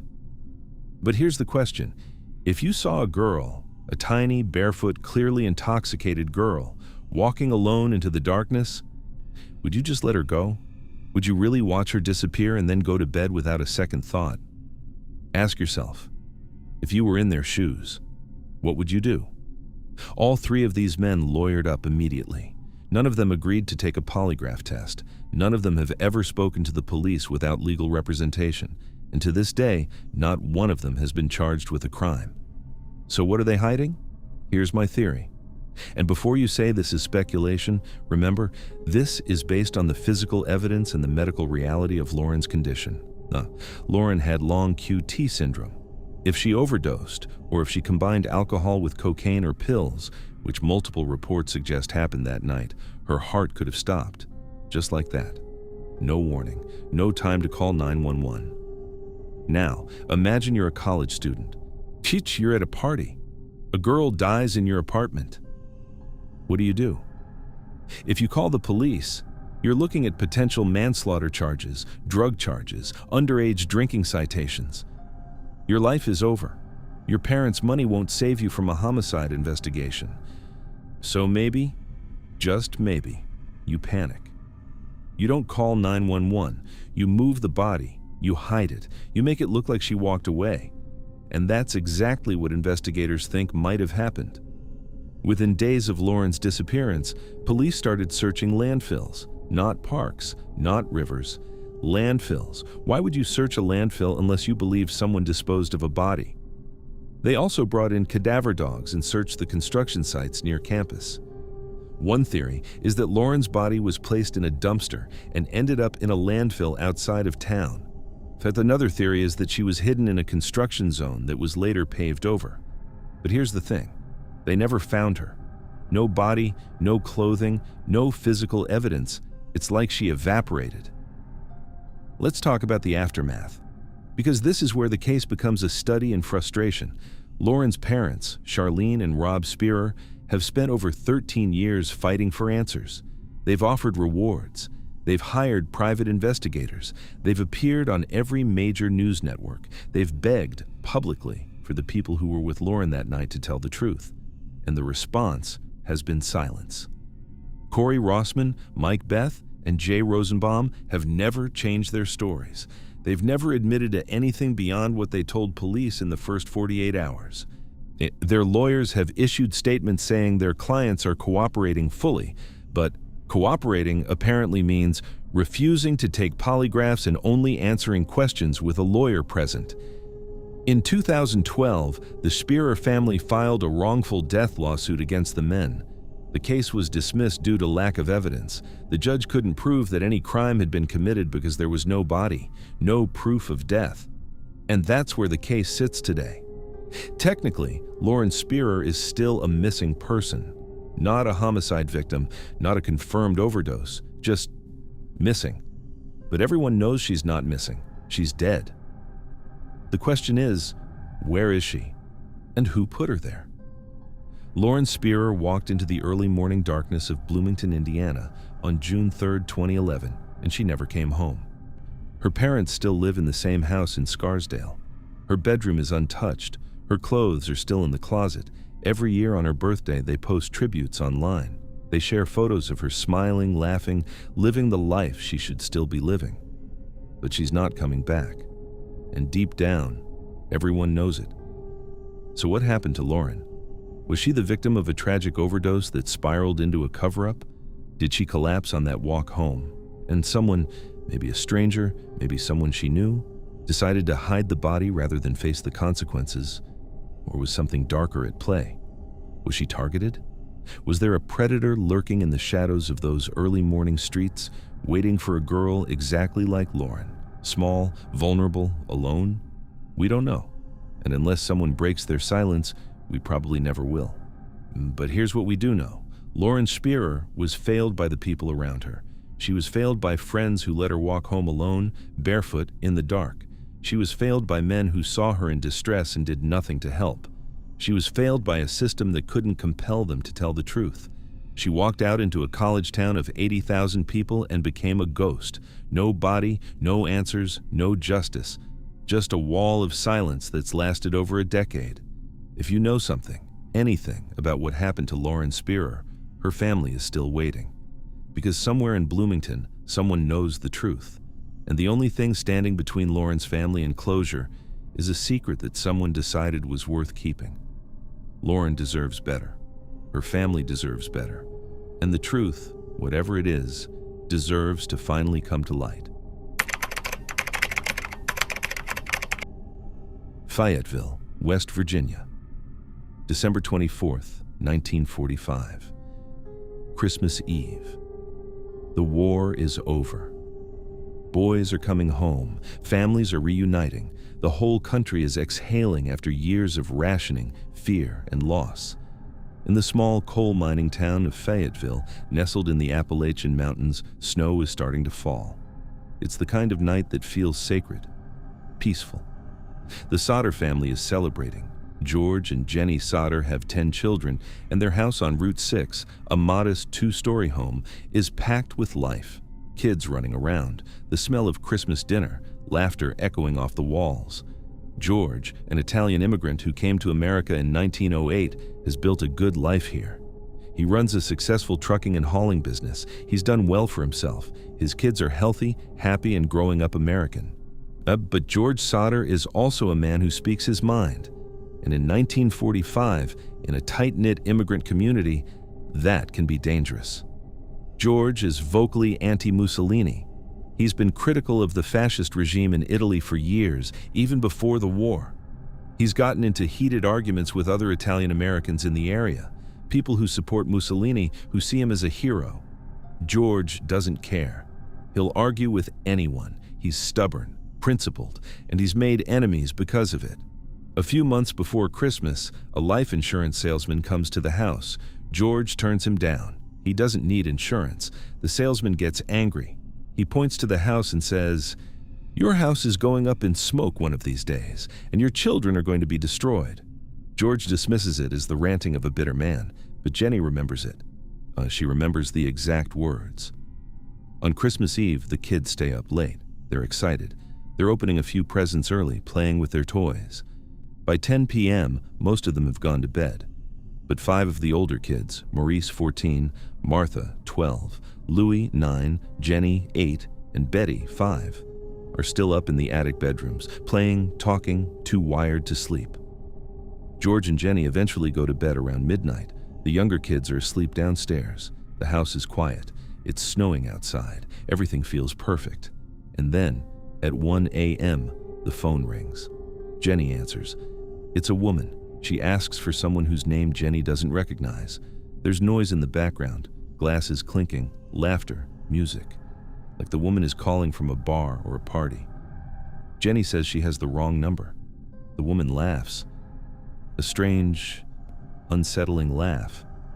And hangs up. Jenny goes back to bed. But she can't shake the feeling that something is wrong. About 30 minutes later, she hears a loud thud on the roof. Then a rolling sound, like something heavy tumbling down the shingles. And then she smells smoke. Let's walk through what happened. Because the details here don't just matter, they expose the lie. It's approximately 1:30 a.m. Jenny wakes up and realizes the house is on fire. Smoke is pouring into the downstairs. She screams for George. They grab the 4 youngest children who were sleeping on the first floor and run outside into the freezing December night, but 5 of their children are still upstairs: Maurice, Martha, Louis, Jenny, and Betty, trapped in the attic bedrooms. George runs back toward the house. He's going to climb to the second floor. But he's going to break a window. He's going to get his kids out. But there's a problem. His ladder, the one he always keeps leaning against the side of the house, is gone. He looks around frantically. It's not there. It's not where it's supposed to be. He doesn't have time to search for it. So he runs to his trucks. He has 2 work trucks parked in the driveway. If he can drive them close to the house, he can climb on top of the cab and reach the windows. He gets in the first truck, turns the key. Nothing. The engine won't start. He runs to the second truck. Same thing. Dead. These are trucks he drove just the day before. They worked perfectly. But now, in the middle of the night, when he needs them most, both are completely inoperable. George is screaming. Jenny is screaming. The neighbors wake up. Someone calls the fire department. But here's the thing. The fire department doesn't arrive until 8 a.m. Let me repeat that. The fire starts around 1:30 a.m. The fire department, 7 miles away, doesn't show up until 7 hours later. Why? The chief later claimed they tried to respond, but their truck wouldn't start. Another truck got stuck in mud. Another crew said they never received the call. By the time they arrive, the house is gone.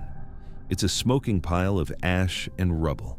The fire burned hot and fast. Within 45 minutes, the entire structure had collapsed.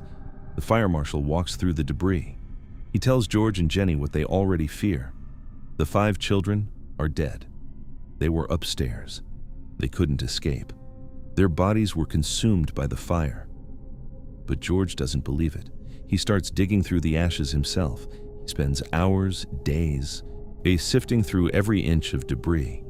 He's looking for bones, skulls, teeth, anything. He finds nothing. No human remains. Not a single fragment of bone. Not a tooth, not a vertebra, nothing. He finds the appliances from the kitchen, twisted metal but recognizable. He finds the bed springs from the mattresses. He finds pieces of furniture. But 5 human bodies? Vanished. The fire marshal says the fire was so hot the bodies were cremated, turned to ash, nothing left. George doesn't buy it, and neither should you.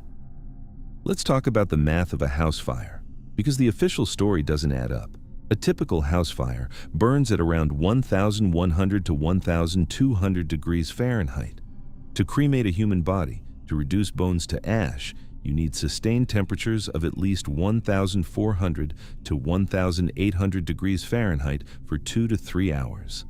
And even then, you don't get ash, you get bone fragments, large pieces of skull, femurs, vertebrae. Bones are incredibly resilient. They don't just disappear. The Solder House fire lasted about 45 minutes before the structure collapsed. It was a wood frame house. It burned hot, but not crematorium hot. And even if it had reached those temperatures, it didn't burn long enough to completely destroy 5 skeletons. So where are the bones? Jenny Solder knew something was wrong. She conducted her own experiments. She burned animal bones in a fire to see what would happen. The bones charred, but they didn't disappear. She contacted funeral directors. She asked them how long it takes to cremate a body in a professional crematorium. They confirmed hours at extremely high temperatures, and even then, you're left with fragments. So how did 5 children, ranging in age from 5 to 14, leave absolutely no trace in a 45-minute house fire? They didn't, because they weren't in the fire. Now let's talk about the sabotage, because this is where the story gets truly sinister. The ladder was found days later. It was at the bottom of an embankment, 75 feet away from the house. Someone moved it, deliberately. Before the fire started, the trucks were examined by a mechanic after the fire. He found that the electrical systems had been tampered with, the distributor caps had been removed, the trucks were sabotaged, they were disabled on purpose. And the phone line? A repairman came out weeks later to check why the phone wasn't working. He climbed the pole and found that the line had been cut, not burned, cut. The cut was clean, deliberate, made with a tool. It had happened before the fire. So let's put this together. Someone cut the phone lines. Someone moved the ladder. Someone disabled the trucks. Someone made sure that when that fire started, George and Jenny Sauter would have no way to call for help, no way to climb to the second floor, and no way to drive for assistance. This wasn't an accident. This was a coordinated attack. But why? And where are the children? Let's talk about the theories, because there are several, and they all point to something darker than a house fire. First theory is the mafia. George Sauter made enemies. He was outspoken against Mussolini. He argued with local Italian Americans who supported the fascist regime. In the 1940s, there were rumors that organized crime families in the area were connected to Mussolini sympathizers. Some people believe George was targeted as punishment for his political views. The insurance salesman's threat, "Your house is going up in smoke," suddenly seems less like an empty threat and more like a warning. Second theory is kidnapping for adoption. Some investigators believe the children were kidnapped and sold. This was more common than people realize in the 1940s. Children could be taken, given new identities, and adopted out to families who didn't ask questions. The fire was staged to cover the abduction. The children were driven away before the house was set ablaze. This theory is supported by several strange sightings in the weeks and months after the fire. A woman at a diner claimed she saw the children with a group of adults looking scared.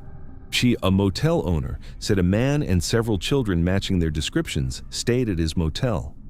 The children looked frightened and wouldn't speak, but the most compelling evidence came 22 years later. In 1967, Jenny Sauter received a letter. It was postmarked from Kentucky. No return address. Inside was a photograph of a young man in his late 20s or early 30s. He looked exactly like Lewis would have looked at that age. On the back of the photo, written in broken English, were the words, "Louis Sauter. I love Brother Frankie. Elil Boys. A 90132 or 35. Jenny was convinced it was Louis. The facial features matched. The resemblance was undeniable. She and George hired a private investigator to trace the letter. The investigator went to Kentucky. He found the town the postmark was from. And then he vanished. He never reported back. He never sent another update. He just disappeared. The letter and the photograph were the last real lead the Sauters ever had. Another theory is witness intimidation. After the fire, several witnesses came forward with strange stories. A bus driver said she saw people throwing balls of fire at the Sauter house the night of the blaze. A local man claimed he was part of a crew that was ordered to cut the phone lines and start the fire, but he refused to name who gave the order. But these witnesses were threatened. They recanted their statements. They stopped talking. Some left town. The official narrative, that it was an accidental fire caused by faulty wiring, became the only acceptable version of events. George and Jenny Sauter spent the rest of their lives searching for their children. George erected a billboard on Route 19 right outside Fayetteville. It showed the faces of the 5 missing children: Maurice, Martha, Louis, Jenny, and Betty. Underneath, it read, "Missing since December 24th, 1945. $5,000 reward for information." That billboard stayed up for decades. Drivers passing through West Virginia would see it and wonder. Tourists would stop and take photos. The Sauter children became a local legend, a ghost story, a mystery that refused to die. George Sauter died in 1969. Jenny died in 1989. They went to their graves believing their children were alive, stolen, hidden, raised by strangers who never told them their real names. The billboard came down in 1989, the same year Jenny passed. The house was never rebuilt. The land sits empty now. It is just a patch of dirt and grass where 10 children once played on Christmas Eve. But the mystery remains. Because the fire didn't just take a house, it took 5 lives, or it was supposed to. And if those children survived, if they were taken and raised somewhere else, then they would be in their 80s and 90s now. They could have families of their own, grandchildren, great-grandchildren. They could be living normal lives with no idea that their real names were Sauter, that their real family spent decades searching for them, that their mother never stopped believing they were out there. Or maybe they're gone. Maybe the truth died with George and Jenny. Maybe we'll never know what really happened on that Christmas Eve in 1945. But here's what we do know. 5 children went to bed in a warm house on the most magical night of the year. and by morning, they were gone. Not burned, not dead, just gone. And somewhere, whether in a grave or a nursing home or in the faded memories of an old photograph, the Sodder children are still waiting to come home.